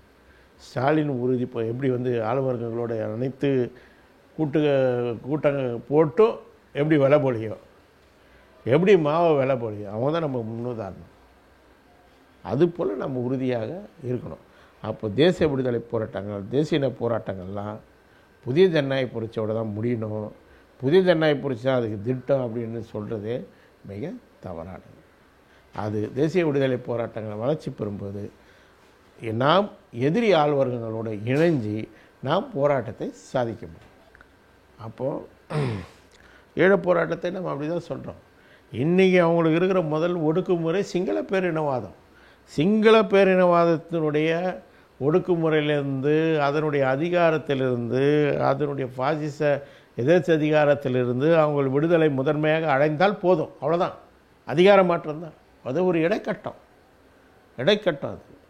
அதான் அந்த இடைக்கட்டம்னா என்னன்னு புரியாதவங்களால இடைக்கட்டம்னு ஒன்று இருக்குது, தத்துவார்த்த ரீதியாக மாவோடைய பங்களிப்பு இருக்குதுன்னு தெரியாததுனால இவங்களுடைய பிரச்சனைகள். அப்போ அந்த இது வந்து அதனால தான் முதல்ல அதிலேருந்து விடுதலை இருந்தால் போதும். என்ன ஒடுக்குமுறை? இப்போ தெலுங்கானா ஏன் வருது? தெலுங்கானா வந்து இது இவங்க தான் எதிரிங்க, இந்திய அரசு எதிரி, ஏகாதிபத்திய எதிரி, அதெல்லாம் சொல்லும்போது அவன் காதில் விழுந்திருக்குமா? விழுந்தே இருக்காது. இப்போ சொல்லு விழும். ஏன்னா அவங்க தனியாக போயிட்டாங்க. அவ்வளோ நாள் அவங்க வந்து மற்ற பகுதிகள் தான் நாங்கள் ஆதிக்கம் பண்ணிட்டுருக்கிறாங்க, சுரண்டுறாங்கன்ற கருத்து மேல் வாங்கி தான் அந்த போராட்டமே. தாங்கள் பின்தங்கிய பகுதியாக இருக்கிறோம், தாங்கள் கவனிக்கப்படலைன்றது தான் அவங்களுடைய போராட்டமே. முதல்ல அந்த பிரச்சனை நீ சுயமாக தீர்த்துக்கோ, நாங்கள் தீர்த்துக்கிறோம் அப்படின்னு சொல்லும்போது அதுக்கு விடணும். அவன் விடலைன்னு சொல்லும்போது பிரச்சனை. அதான் அழகாக சொல்கிறார் லெனின். நார்வே ஸ்வீடன் பிரச்சனை வருது. அப்போ நார்வே பிரியதை ஆதரிக்கிறாங்க. அப்போது வந்து சிலர் கேட்குறாங்க, இன்னும் வந்து பொருளாதார இது வந்து ஆதிக்கம் வந்து நார்வே வந்து பிரிட்டிஷை சார்ந்து தானே இருக்குது, அப்போ இதனால் என்ன பலன்? அது நீங்கள் எப்படி ஆதரிக்கிறீங்க? இது எப்படி வந்து ஒரு இதுவாகும், விடுதலை ஆகும் அப்படின்னு சொல்லிட்டு கேட்குறாங்க லெனினை. லெனின் அழகாக சொல்கிறார். என்ன சொல்கிறேன்னா, இன்றைக்கி பிரிட்டிஷ் ஆதிக்கம் பண்ணிட்டு தான் இருக்குது, பொருளாதார ஆதிக்கங்க. ஆனால் நார்வே தன்னை சுயமாக பொருளாதார ரீதியாக வளர்த்து தங்களை நிலைநிறுத்தி கொள்ளவில்லை என்றால் முன்பு ஸ்வீடனுக்கு இருந்த மாதிரி பிரிட்டிஷுக்கு அது வந்து அடிமைப்பட்டு போகும் அப்படின்னு சொல்கிறார். தன்னுடைய அரசியல் அதிகாரத்தை இழந்து விடும் அப்படின்னு சொல்கிறார். அப்போது நாம் புரிந்து கொள்ள வேண்டிய விஷயம் என்னென்னா, இந்த புரட்சியினுடைய கட்டங்கள் தீர்மானிக்கிறோம் இல்லைங்களா, இதுதாங்க அடிப்படையில் பொருளாதார மாற்ற திட்டங்களை முழுமையாக வச்சு பண்ண வேண்டிய விஷயம். அது இறுதி கட்டம் தாங்க. எப்போவுமே இடையில் வரக்கூடிய இடக்கட்டங்கள் எல்லாமே அரசியல் அதிகார மாற்றங்களுக்கானதாக இருக்கும். பெரும்பாலும் அது ஒரு பகுதியளவு பொருளாதார மாற்றங்களை கொண்டு இருக்கும். பகுதியளவு பொருளாதார மாற்றங்கள், இந்த அரசியல் மாற்றங்கள் எப்படி பகுதியளவு கொண்டு இருக்குதோ அதே போல் அதுக்கு இணையாக புதிய ஜனநாயக புரட்சியோ இல்லை சோசியலிச புரட்சியோ எந்த திட்டங்களை வச்சாலும் அதற்கான பகுதி அளவு திட்டங்களை தான் இவைகள் கொண்டு இருக்கும். இதுதான் இடைக்கட்டன்ற. இதை புரிஞ்சுக்கணும். முதல்ல தேவையில்லாமலாம் இடைக்கட்டம் வச்சிடக்கூடாது. தேவையில்லாமலாம் குறிப்பான கட்டம்லாம் யாரும் வைக்க மாட்டாங்க. அப்போ இதுதான் நம்ம புரிஞ்சுக்கணும். அப்போது இங்கே இன்னும் வந்து முட்டாள்தனமாக இது வந்து சோசியலிச புரட்சியோடு இணைஞ்சது, புதிய ஜனநாயக புரட்சியோடு இணைஞ்சதெல்லாம் வந்து பேசிகிட்டு இருக்கிறது மிக மிக தவறானது. அது எப்பவுமே கடைசி கட்டங்கள், இடைக்கட்டங்கள் பல உண்டு. அதில் தேசிய விடுதலை போராட்டமும் ஒன்று. அது இடைக்கட்டங்களிலே தீர்க்கப்படலாம். ஆளுவர்க்க முரண்பாடுகளை ஒட்டியும், புறச்சூழலை ஒட்டியும், உலகச் சூழலை ஒட்டியும், இல்லை இறுதிக்கட்ட புரட்சிக்கான இதுலேயும் தீர்க்கப்படலாம். புதிய ஜனநாயக புரட்சி நடக்கும்போது அதோடய தீர்க்கப்பட்டுக்கலாம், இல்லை சோசியலிச புரட்சி நடக்கும்போது தீர்க்கப்பட்டுக்கலாம். இதுதான் வந்து நம்ம அதில் வந்து கவனத்தில் கொள்ள வேண்டிய விஷயம். அப்போ இறுதியாக நம்ம வந்து பார்த்தோம் சொன்னால், இன்றைக்கி ஈழம் தன்னுடைய ஈழதேச போராட்டத்தில், ஈழ தேசிய போராட்டத்தில் நாம் இன்றைக்கி முன்வைக்க வேண்டிய முக்கிய அரசியல் முழக்கமாக நான் என்ன நினைக்கிறேன்னா, பொது வாக்கெடுப்பை சர்வதேச அளவில் கொண்டு போய் ஒரு நிர்பந்தத்தை வந்து கொண்டு வரதுக்கான முயற்சி செய்வது அவசியம் நினைக்கிறோம். களத்துலேயும் வந்து அங்கே ஒரு எதிர் சூழல் இருக்குது. எதிர் சூழலில் வந்து அங்கே என்ன ஜனநாயக முறைகளை வந்து முழுக்க அனுமதிக்காத சூழலில், அதுவும் முன்னிருந்த உரிமைகளை கூட பறிக்கக்கூடிய சூழல் வந்து அங்கே இருக்கும்போது, புறத்தினுடைய விஷயங்களை வந்து நிர்பந்தத்துக்கு உண்டாக்குறது, அரசு நிர்பந்தத்துக்கு உண்டாக்குறதுன்றதில் அதிக கவனம் புலம்பெயர்ந்த தமிழர்கள் வந்து, ஈழத்தமிழர்கள் வந்து செய்வதற்கான முயற்சி ரொம்ப அவசியம். இருக்காது. அதில் தான் பொது வாக்கெடுப்பு சொல்கிறோம். அங்கே வந்து அதுக்கான சூழல் வந்து கிடையவே கிடையாது. இது வந்து ரொம்ப முக்கியமாக கருதும். அடுத்தது இங்கே பொறுத்த வரைக்கும் தமிழ் தேச விடுதலை பொறுத்த வரைக்கும் நாம் தமிழ் தேச குடியரசுன்ற முழக்கத்தை முன்வைத்து கொண்டு போனோம். நாம் தொடர்ந்து அதை தான் வச்சுட்டு வரோம். 87லேருந்து வச்சுட்டு வரோம். குடியரசு கூட்டரசுன்ற முழக்கத்தை. அந்த முழக்கம் இடையில் வந்து எங்களால் முடியாமல் போச்சு. இப்போ மீண்டும் வந்து கொண்டு போயிட்டுருக்குறோம். இது வந்து ஒரு முக்கியமான ஒரு சூழல் வந்து கனிஞ்சு வருது. அதுவும் வந்து திரிணாமுல் காங்கிரஸில் இருக்கக்கூடிய ஒரு எம்பி இன்டெலெக்சுவல்ஸ்லாம் அந்த திட்டங்களை வைக்கிறாங்க. இந்த நாளை தவிர எல்லாமே வந்து மாநில அரசு கொடுக்கணும்லாம் கோரிக்கை வைக்கிறாங்க. அப்போது ஒரு ஆளுவர்களுடைய கோரிக்கையாக கூட வந்து மாறியிருக்கு. ஆளுவர்க்கத்தினுடைய ஒரு பகுதி கோரிக்கையாக கூட மாறியிருக்கு. அது மட்டும் இல்லாமல் திமுக வைக்கிற மாநில சுயாட்சிக்கு வந்து நிறையா வந்து மூடு மந்திரங்கள் இருக்குது. அது என்ன மாநில சுயாட்சின்னு யாருக்கும் தெரியாது. ஆனால் மாநில சுயாட்சின்னு முன் வைக்கப்பட்ட கூசா ஆனந்தன், முரசொலி மாறன், அப்புறம் நெடுமாறன் போன்றவர்கள் முன் வச்சதெல்லாம் இதே விஷயந்தான். இங்கே 4 தவிர எல்லாம் வந்து மாநிலங்களுக்கு இருக்கணும் அப்படின்றது. அப்போ நாம் அதை வலியுறுத்துவோம். அதை வலியுறுத்தி நாம் கொண்டு போக வேண்டியது அரசியல் செயல்பாட்டாளர்கள், தமிழ் தேசத்தை முன்வைக்கக்கூடிய அரசியல் செயல்பாட்டாளர்களுடைய முக்கிய விஷயம். இன்னொன்று, முன்பு நான் வந்து ஒரு மாநாட்டில் பேசும்போது அதை பெருசாக ஆதரிக்காத மணியரசன் போன்ற இனவாதத்தை முன்வைக்கக்கூடிய பிற்போக்கு சக்திகள் கூட இன்றைக்கு குடியரசுக்கான திட்டத்தை முன் வச்சிருக்கிறாங்க, வேறு வழி இல்லாமல். அதுதான் முக்கியம். அப்படி அவங்க வந்து அடைஞ்சிருக்கிறது நல்லது. அவர்களோட கூட நம்ம குடியரசுக்கான ஒரு இதை வந்து ஐக்கியம் போராட்ட அடிப்படையில் கூட சேர்ந்து செயல்படலாம். அனைத்து தமிழ் தேச சக்திகளையும் குடியரசுக்கான முழக்கங்களை, குடியரசு கூட்டரசுக்கான முழக்கங்களையும், அதிகார பகிர்வு பற்றிய கருத்தாக்கங்களையும் முன் வச்சு நம்ம கொண்டு போக வேண்டியது தமிழக அரசியலினுடைய நிகழ்ச்சி நிரலாக இது மாற்றப்பட வேண்டியது. ஏன்னா இவங்க வந்து திடீர்னு சும்மா மாநில சுயாட்சின்னுவாங்க, திடீர்னு வாபஸ் வாங்குவாங்க.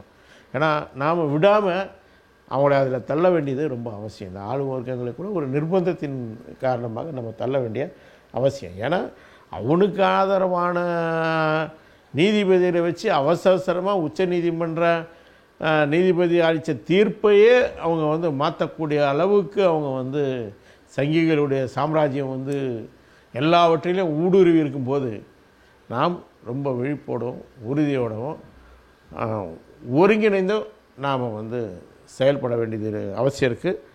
ஒரு சின்ன புள்ளியில் உடன்பாடு இருந்தால் கூட சேர்ந்து செய்யலான்றது தான் எங்களுடைய கருத்து. எந்த நிபந்தனைகளும் அவசியம் கிடையாது. ஒரு சின்ன புள்ளியில் கூட சேர்ந்து செயல்படலாம். ஆனால் சேர்ந்து செயல்படுவது, ஒருங்கிணைந்து செயல்படுவது, படிப்படியாக ஒரு நிரந்தர ஒருங்கிணைப்பை நோக்கி, ஐக்கியம் அல்ல, நிரந்தர ஒருங்கிணைப்பை நோக்கி நாம் நகர்வதுன்றது தமிழ் தேச சக்திகளுக்கு ரொம்ப அவசியன்றதை வைக்கிறோம். அதே போல் மார்க்சிய சக்திகளுக்கும் இது ரொம்ப அவசியம் என்பதை முன்வைக்கிறோம். இதை கணக்கில் எடுத்துக்கிட்டு மீண்டும் கூட போன தடவை போட்டதில் வந்து சில கருத்துக்களை முன் வச்ச மாதிரி இது கூட கருத்துக்களை முன்வைங்க, நாம் ஆரோக்கியமாக விவாதிக்கலாம்.